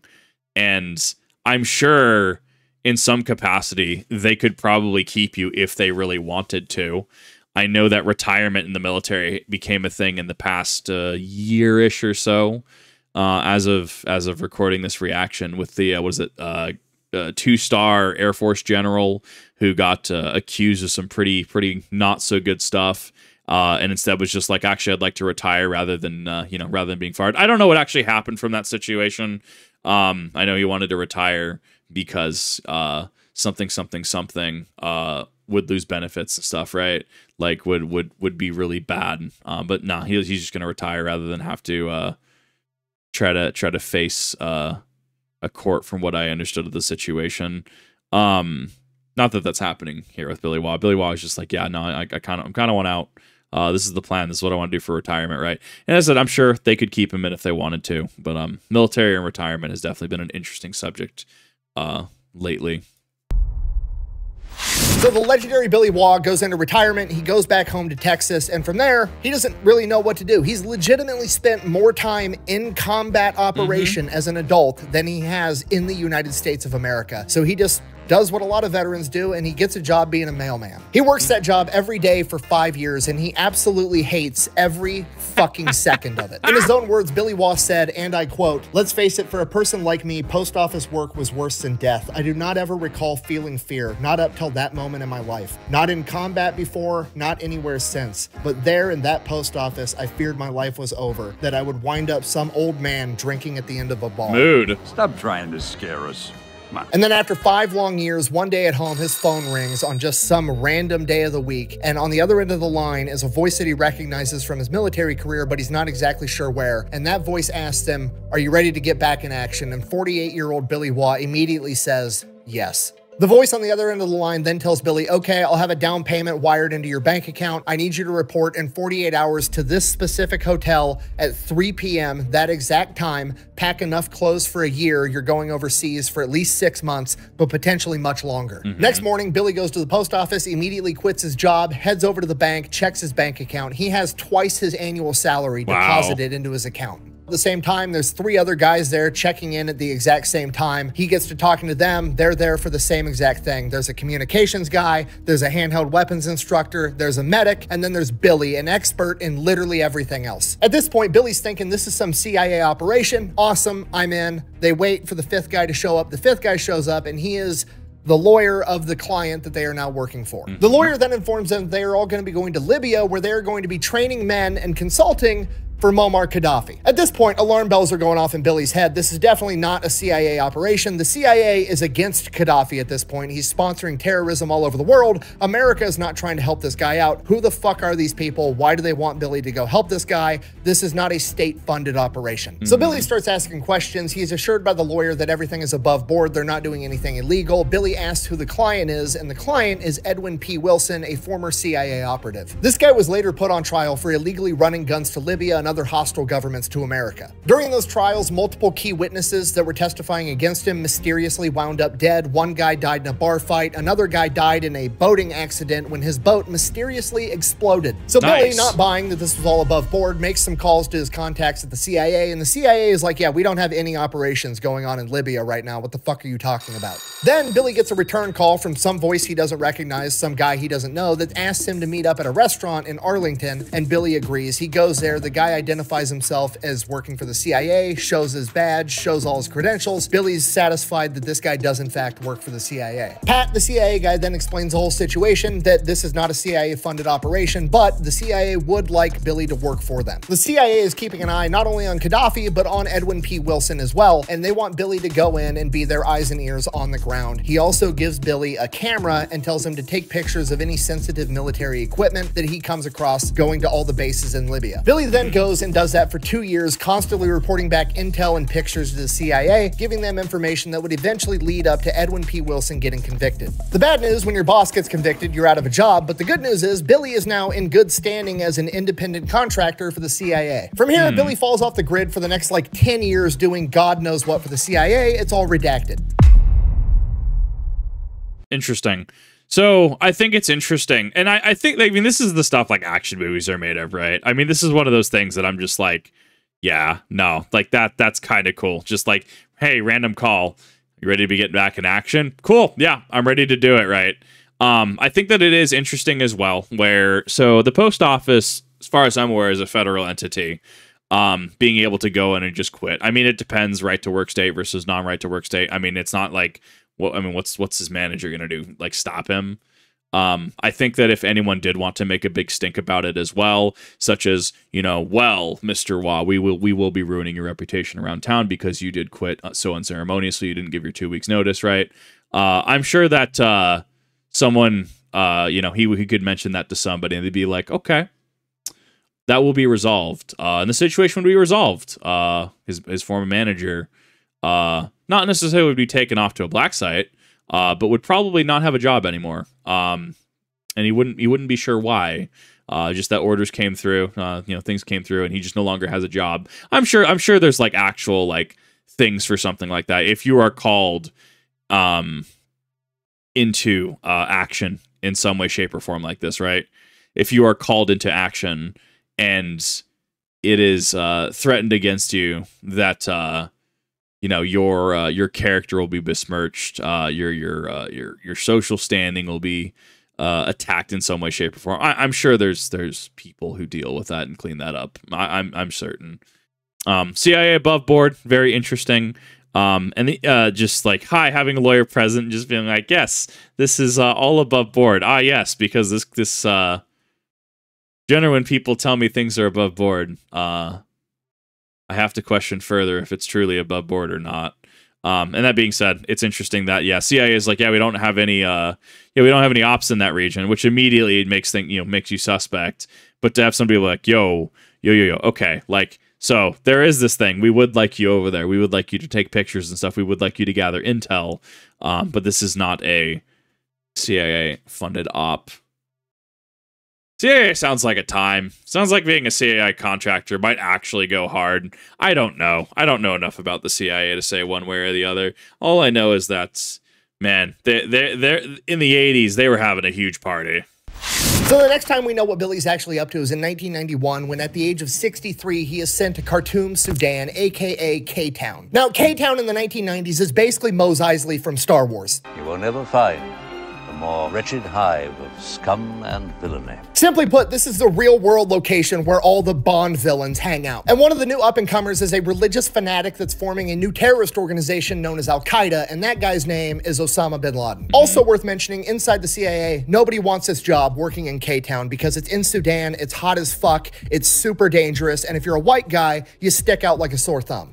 Joke's on you, I'm into that shit! On top of that, because nobody else wants this job, that means Billy's gonna be hard to replace, meaning he basically is gonna be able to do whatever the fuck he wants, how he wants to do it, and nobody's gonna get too mad at him because they don't wanna have to fire and find somebody else to do this job. Right. Which comes into play right away because the CIA wants to know what Billy's plan is, and Billy's just like, what do you mean? I'm just gonna go in there and I'm gonna keep an eye on the guy. But the CIA is like, but how? How are you gonna keep an eye on the guy? And Billy's like, I'm gonna do all the obvious shit. Whenever he leaves in a car, I'm gonna follow him in my car. I'm gonna take pictures of him all the time. I'll find another building that overlooks his building and keep tabs on him. And then every morning and evening, I'm gonna get in athletic wear and I'm gonna jog around his compound and around the general area so everybody just sees me as that old man that's running for his health. And the office nerds at the CIA are like, yeah, but you're an elderly white man. You'll stick out like a sore thumb. And he goes, yeah, that's kind of the point. That a lot of people in the Sudan see Americans as doing stupid shit. And to them, jogging is stupid shit. Okay, it's Sudan. Is this the closer we are to danger, the further we are from harm? Is that the logic here? This is Africa in the 1990s, okay? The notion that Americans eat so much food so often that they then have to go outside and run around for no reason other than to not be fat is so unfathomably dumb to these people. It makes perfect sense and nobody will bat an eye when they see a white elderly man jogging around. But naturally, the office nerds over at the CIA are like, well, we don't really think that's a good idea. I know that you think that based on, I don't know, your previous 40 years of experience of operating, probably been doing it longer than I've been alive, but I don't think that's a good idea. Instead, what you should do is wear a disguise. So the CIA went out and hired a Hollywood prop house to make Billy a rubber disguise. So they give this mask to Billy. This mask is like from here up so that the neck and face match for skin tone, and he has gloves as well. And since he's in Africa, he is now going to be portraying a black man. And Billy is like, blackface, nice. You want me to do blackface while I spy on a terrorist? Nice. I don't believe you people. Huh? What do you mean, you people? What do you mean, you people? Huh? And Billy doesn't really care about that. Like, it's a military operation. We all know the rules. It's not actually blackface if you're working for the US government. Blackface is wrong. It's racist. You cannot do it, okay? Then you see them Navy SEALs commercials. You're like, all right, well, kind of sometimes you could do it. Right? The whole Navy SEALs commercial is like, look how cool blackface is on a helicopter. The real problem is the mask is absolutely ridiculous. When you put a mask over your head, obviously your head is now disproportionately large. The lips don't actually move. And Billy said a combination between the mask just being disproportionately large for his head and the over-exaggerated features of the mask, the lips of the mask were so large that when he drove his car, he had to turn his head down so that he could actually see where the fuck he was going. Awful. So he's driving around town like this all day. And the worst part, it's Sudan. It's 120 degrees there and nobody has air conditioning and he's wearing a rubber helmet and rubber gloves 24/7. It fucking sucks. He's sweating his ass off the entire time and he's a 63-year-old man. But you know what? Fuck it. If that's what the CIA wants, that's what the CIA is gonna get. Billy does just that. I'm a dude playing a dude disguised as another dude. So this goes on for a little while and then one of the CIA office nerds comes out to check on Billy and Billy is like, haha, time to put your mask on, homie. And we've all had this moment, you know, where the boss comes down from his office at work and he's been making everybody do stupid shit and it's finally his turn to experience how dumb what they're making you do actually is. So the CIA office guy gets his rubber mask and his rubber gloves, puts it on, and hops in the car with Billy. And this is Africa. There's no traffic laws. Billy's weaving in and out of traffic, driving like a bat out of hell. The CIA guy's already getting nervous just from how he's driving. The CIA guy looks down. There's a big-ass hole in the floor of the car because Billy's driving some 15-year-old beat beat up Toyota. They roll up on a military checkpoint that they obviously have to stop at to not get shot. Billy stops the car. Dude walks right up, shoves his AK right into Billy's window. Billy's completely chill. This is just day-to-day shit for him. Yeah. CIA office guy shitting his pants. And when you get within, like, I don't know, 6 feet of somebody wearing one of these masks, it's very obvious to everybody that you are in fact wearing a mask. So they're about to get caught. But Billy just like bribes the guy with money and cigarettes per usual, daily thing for him. They let him pass right through. But the CIA guy is like having a panic attack while he's inside of this rubber mask in 120-degree weather, thinking he's going to get killed in Sudan. Mr. Ford, you all right? I had no idea. All that combined with Billy continuing to drive like a bat out of hell, he ends up getting his CIA handler to puke inside of this rubber mask. And it's just like, can't take it off, man. We don't want to blow our cover, right? So he just lets this dude bake inside this rubber mask with his own vomit in 120-degree desert heat. So Billy continues, shows him everything he needs to see. This dude's just having the worst time of his life, takes him back, drops him off. And yeah, Billy didn't have to wear the mask after that anymore. So now Billy gets to do this job the way he actually wants to do it. And he proceeds to just be a stone-cold gangster about it the entire time, right? He's a 63-year-old man that's been operating for 40 years. He doesn't give a fuck about anything. He's jogging around bin Laden's compound every single morning. He says he gets within like 10 feet of them on multiple occasions, almost weekly at this point. He's tailing their cars wherever they go. Bin Laden's got like 10 bodyguards with him at all times. At one point, Billy's tailing bin Laden's Mercedes in his car, and as he's following, one of the guards in the back seat turns around and notices Billy is right behind him and lifts up his AK and points it at him. Billy doesn't even flinch, is just sitting there at this stoplight or stop sign, grabs a fake air grenade and just motions pulling the pin with his teeth and throwing it at him, like literally just telling the dude, go ahead, shoot me, fucking see what happens. If it happens to us, your home, your family, gone. And guess what Osama bin Laden's bodyguard does? Not a damn thing! Reflecting on this exact moment later in life, Billy said, and I quote, "My attitude with these guys was always very simple. Fuck them. My guns are just as good as theirs." Yeah. This might be the most badass old man to exist ever. So Billy continues to basically overtly spy on these guys, and he ends up getting an apartment building that overlooks Osama bin Laden's compound. And then he just spends a ton of time hanging out on the roof, overlooking, taking pictures, looking at him with binoculars and all kinds of shit. And again, it doesn't seem that irregular because everybody in Sudan just kind of hangs out on their roof because there's no air conditioning and it's cool up there with the wind. So he's just sitting up on top of the roof in the middle of the desert under some shade, spying on Osama bin Laden. And over time, he starts to realize just how insanely devoted all of these guys' followers are. This guy's not just a leader, he is a spiritual leader. These people believe that if they do what he's saying, they're going to get to go to heaven, and he recognizes that that is extremely dangerous. Now remember, this is 1991, and at this point, Osama bin Laden is not what he eventually turns into yet, but Billy sees all the potential and, more importantly, all the intent there, so he comes to the conclusion, we should just kill this guy and be done with it. So Billy ends up writing a mission proposal. He knows absolutely everything about Osama bin Laden at this point. He knows when he wakes up, he knows when he goes to bed, he knows when he eats breakfast, he knows when he prays, he knows when he's getting into his car, and he knows where he's running his errands inside of that car. He knows absolutely everything about this guy's daily routine. So Billy wants to get one more CIA guy and one more car. So it's going to be Billy, his car, a CIA guy, and another car. And what's going to happen is the CIA guy is going to get in a head-on collision with Osama bin Laden's car, and then Billy's going to pull up right behind him, and then when Osama bin Laden and all his bodyguards get out to start yelling because he caused a car wreck, Billy's going to come up behind him and just shoot everybody in the head. Okay, it's a good plan. 2 guys, 2 cars, 1 suppressed MP5, grab Osama bin Laden's dead corpse, throw it in the trunk, drive to the Iranian embassy, throw it over the wall with a couple of flashbang grenades to get everybody's attention, get a ton of news coverage all over it, and then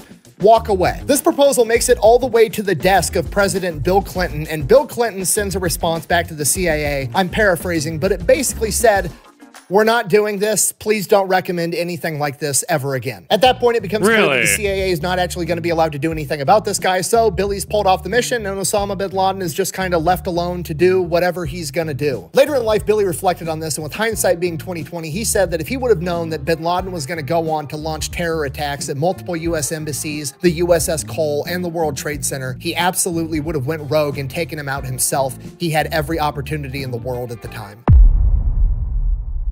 I think that's actually super, like, that's obviously incredibly tragic. Like, that's, wow, okay. That is, I know, so I've been watching a bunch of Family Guy clips recently, even seen some South Park clips in the past year, because, you know, they'll like to show Bill Clinton from time to time. Wow, that is, Yeah.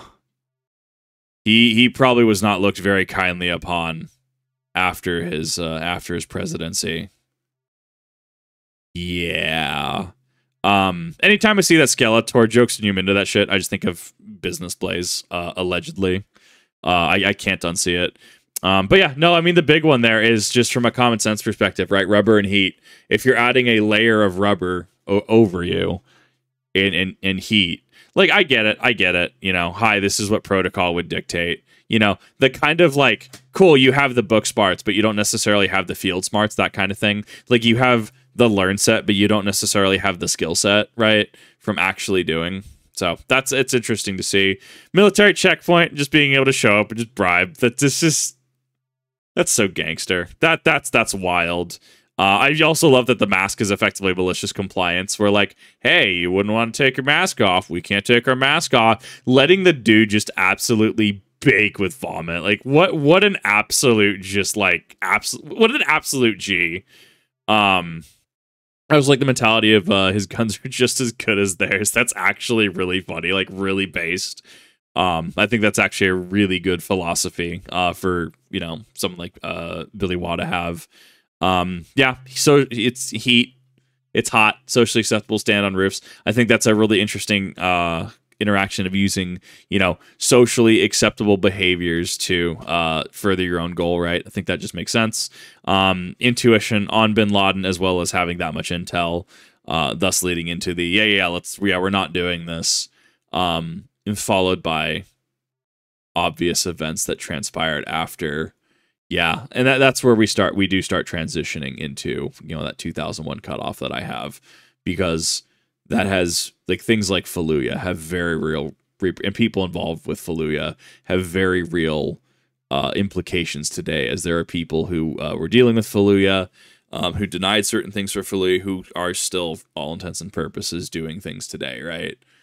Yeah, that we start to lean less into history and more into current events at that point, and that becomes a very weedy landscape to kind of like wade through, if that makes sense. So that's kind of interesting to connect the dots from history into current events. All right, 1993, Billy gets called in for a top secret gamma level mission. I didn't know what gamma level mission meant. Apparently it just means like super duper top secret. International intelligence organizations have picked up a phone call that Carlos the Jackal wants a new bodyguard and is being sent one. Now, if you don't know, in 1993, Carlos the Jackal is the most notorious terrorist of all time. He's conducted pretty much every flavor of terrorism that there is, from bombings to shootings, assassinations, hostage situations, all of them, and he's done it all over the world. So pretty much every first world country wants to get a hold of this guy. The problem is, I've literally never heard of him. I might have watched an actual Simon Whistler video on him, but I don't remember this man. I have no idea who this is. He's been off the grid for like a decade, and a lot of people actually believe that he's dead. So in order to take down Carlos the Jackal, they're going to have to go in and prove that he's actually even alive. And in order to do that, they're going to have to get up close and personal with a camera to get a clear picture. So in order to do that, they call up the best of the best, 65-year-old Billy Waugh. So they bring Billy in, they brief him, they tell him when and where the security guard is supposed to show up, and surprise, surprise, it's Billy's favorite place, Khartoum, Sudan. So Billy gets into Khartoum, Sudan. He's leading a 4-man surveillance team, and they are tasked with hunting down Carlos the Jackal. They show up at the airport that the bodyguard is flying into, pretending to be businessmen having lunch, and then as they identify the bodyguard, they start following him. He goes out into the parking lot, gets in a white Toyota, they're tailing the guy, they tail him for like 45 minutes, and then suddenly he just does a U-turn. So they do a U-turn and they follow him, and then he goes for a little bit longer, does another U-turn, at which point they know that he knows that they're following him, and they can't keep following him because this guy's just going to do U-turns all day long. So they break contact and go back to the U.S. Embassy. So now the only lead that they have is that they're looking for this white Toyota. So they're constantly all just driving around the city for weeks trying to find this white Toyota again. And then one day they find the car right outside this clinic. They presume because Carlos the Jackal's getting up there in age and he has a lot of health issues that he's inside the clinic getting treatment for something. Now the problem is right outside this clinic is this open air market where people are just selling shit, food, vegetables, whatever. So there's a bunch of people walking by all over the place. And you have to remember, this is 1993. They don't have the super nice cameras cameras that we had today. They don't have little tiny cameras with all this awesome auto focusing that's going to be able to get a clear picture. It's going to take a skilled photographer, which Billy is, to be able to get this picture, but they're going to have to get Carlos the Jackal to stand still in this marketplace without people in the way. Now, Billy sees the Jackal and his bodyguards starting to walk out of this clinic, and if he can't get them to stop and stand still for a minute with a clear shot with his camera, he's not going to be able to get a picture to prove the guy's alive to get the green light to capture him. So he needs to figure out how to get Carlos the Jackal to stand still for a minute without drawing any attention to himself so that he doesn't realize that he's being hunted and run off. So Billy's thinking fast. Okay, got to get Carlos the Jackal to stand still. How do I get somebody to stand still? I get him to look at something. Okay, middle-aged guy, alcohol, womanizer. What's he want to look at? Tits. Don't have any tits. Okay, next best idea. A fight. I got to start a fight. He looks over to his partner, Greg. Instigate a fight right now. Yo, hit that director in the face. Really hard. Sorry, man. So Greg, the CIA guy, immediately goes up to one of the vendors, starts screaming, "You cheated me, you cheated me," instigates this fight. Obviously, everybody in the surrounding area starts looking because that's just what you do when a fight breaks out, including Carlos the Jackal, and this gets him to stand still long enough for Billy to get a ton of up-close, personal, clear pictures of Carlos the Jackal. After Billy gives Greg the signal that he has the pictures that he needs, Greg apologizes, pulls out money, hands it to the vendor. No big deal, everything's fine. They then tail Carlos the Jackal all the way back to this shitty apartment building that he's held up in. But they can't do anything yet. They have to verify that it's him, but at least now they know where he's at. So they go back to the embassy. Billy develops the pictures, has them sent over to CIA headquarters. CIA says, yeah, that's absolutely him, gives Billy the green light to go get him. So Billy goes to the apartment complex, finds a manager, comes up with some bullshit story that he's working for the US government as like a surveyor for urban development, blah, blah, blah, blah, blah, whatever. The manager immediately knows he's full of shit and basically, you know, cut to the chase. How much money are you going to bribe me? I want like $700 a month US is what he says, which doesn't seem like a lot of money to us for what we're asking. However, in Sudan, the annual income is about $300 a year. So to him, this is a shit ton of money. Right. $1 million.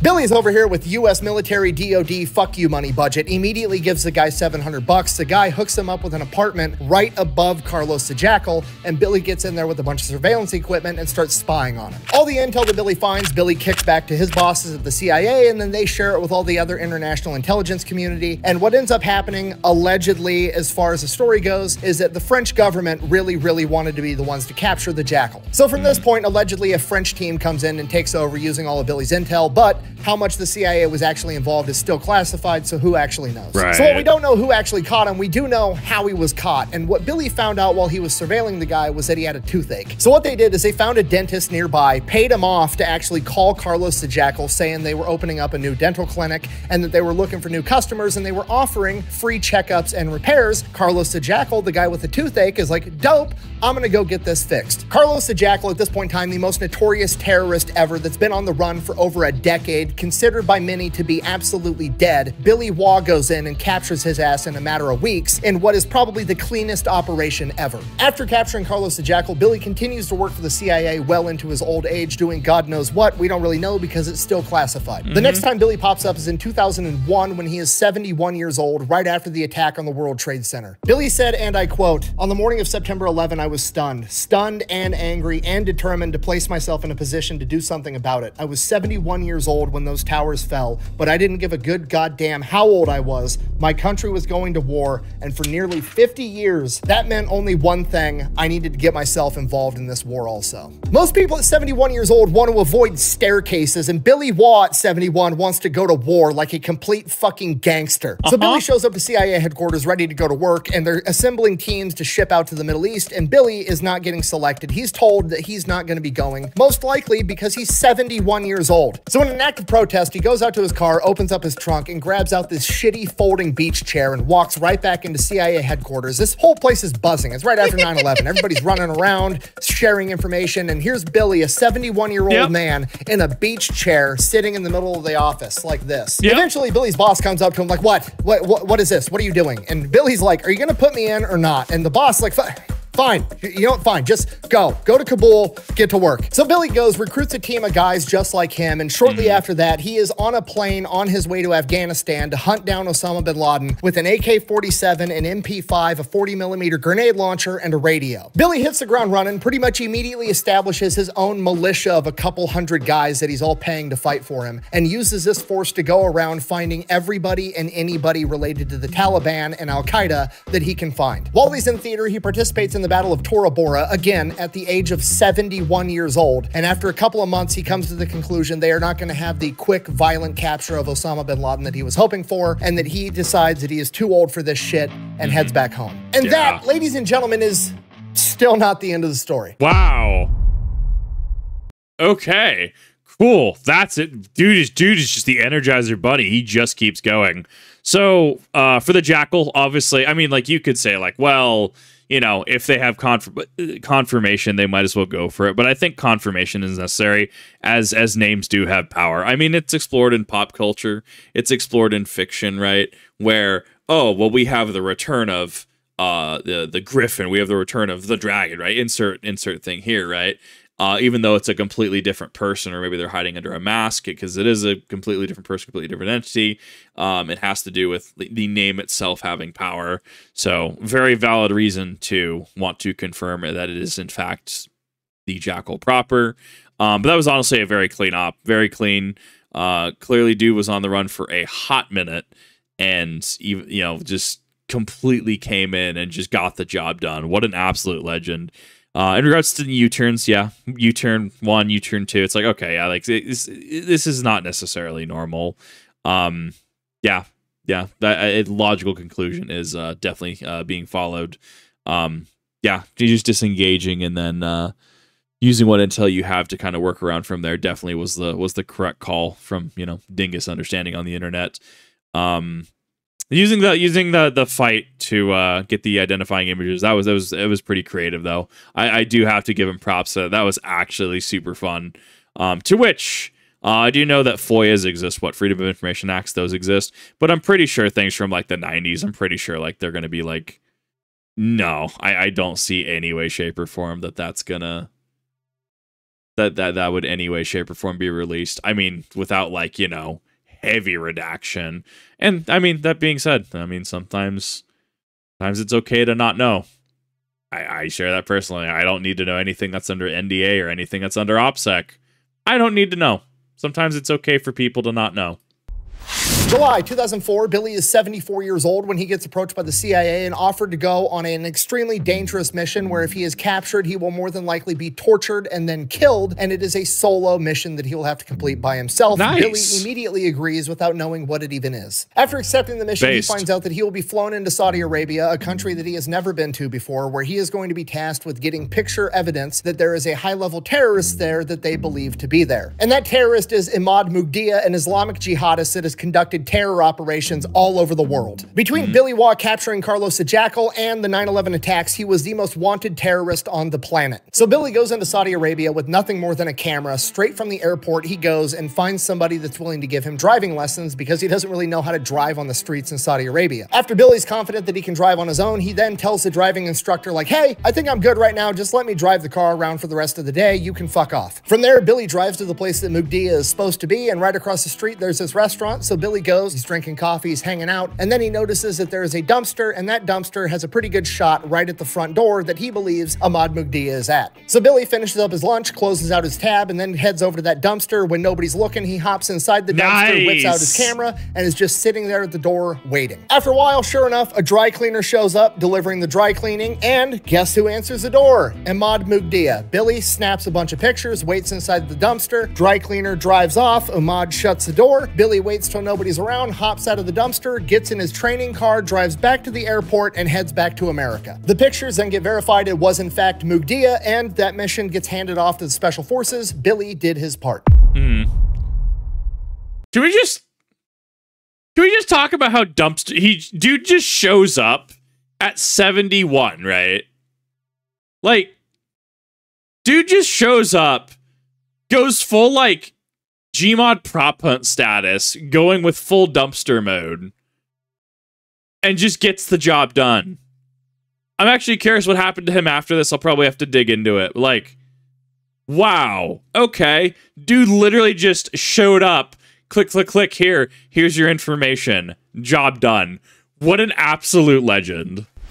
Billy continues working for the CIA. Again, we don't know what all he does, but in 2017, we do know that he went to Hanoi, Vietnam. And the purpose of that trip was to be a dinner guest for General Giap, the same general that he had attempted to kill all those years ago during the Vietnam War at Oscar 8. The entire interaction takes place through a translator, but the whole thing has this aura of like the two old warriors that made it to the end of the road that fought on opposite sides, and now they're just kind of reminiscing about it together. They have a long conversation over the course of hours talking about their perspectives of the war, their tactics, everything that went down, and towards the end of it, Billy informs him that he was on a green light team. He then goes on to explain what that was. He was one of the few people that was qualified to jump in behind enemy lines with a nuclear warhead and detonate it. He then informs them that early on in the war, there was a serious conversation that they were going to have him jump behind enemy lines with that nuclear warhead and blow up a pass in the Ho Chi Minh Trail with a ground detonation that would not only blow up the trail itself, collapsing it in, but it would also irradiate the earth, making it not passable for thousands, tens of thousands, millions of years. Shutting down the Ho Chi Minh Trail would have drastically changed the entire war if it even happened after that. The translator, General Giap's son, said surely there was no way America was seriously considering using nuclear weapons on Vietnam, to which Billy replied,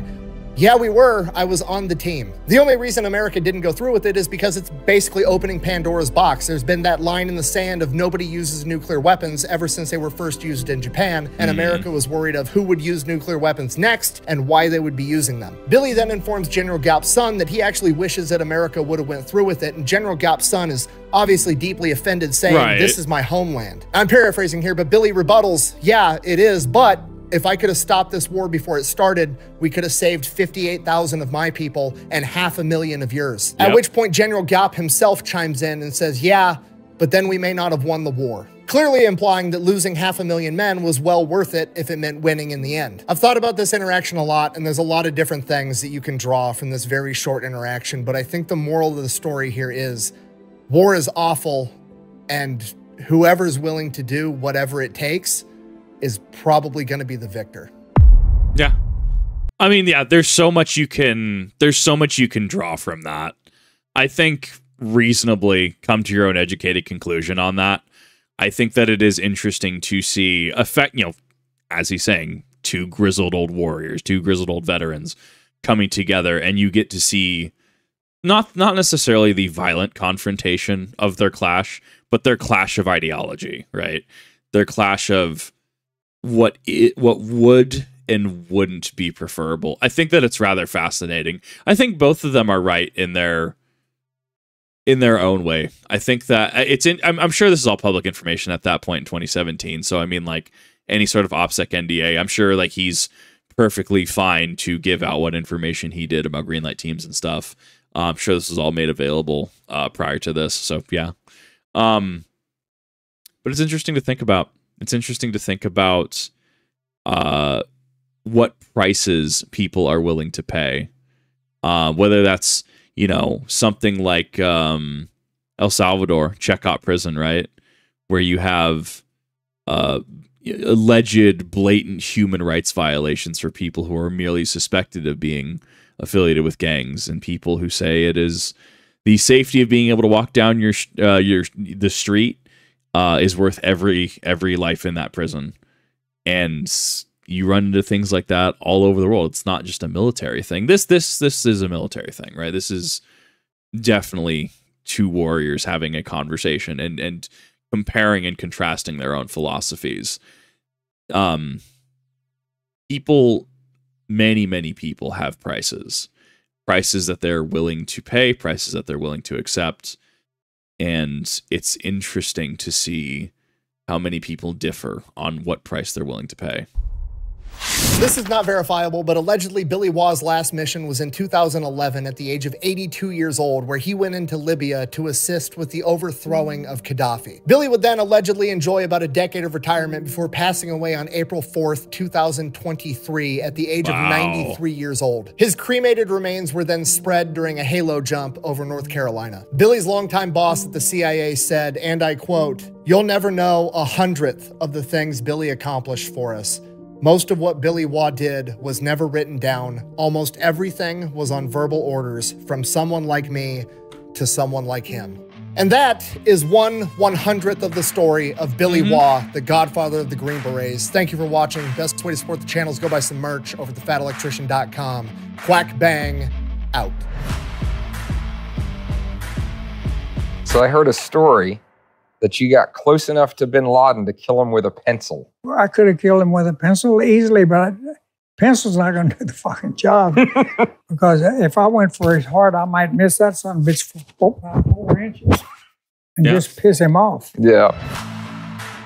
Yeah, no, his logic tracks, yeah. I'm sure there's plenty of other tools he could have used.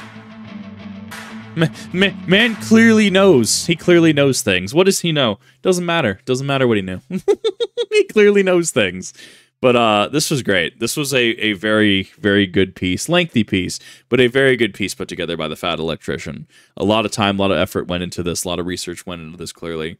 And, I mean, this was honestly a great piece. I wish that more YouTubers definitely did pieces like this. I think this is awesome.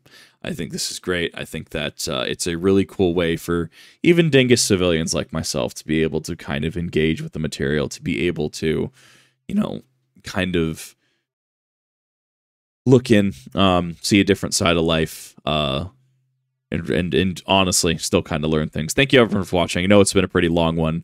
I really do appreciate it. And definitely go check out the Fat Electrician. I've linked the Fat Electrician as well as his second channel, the Fat Files, as well as Pepperbox TV in the description down below.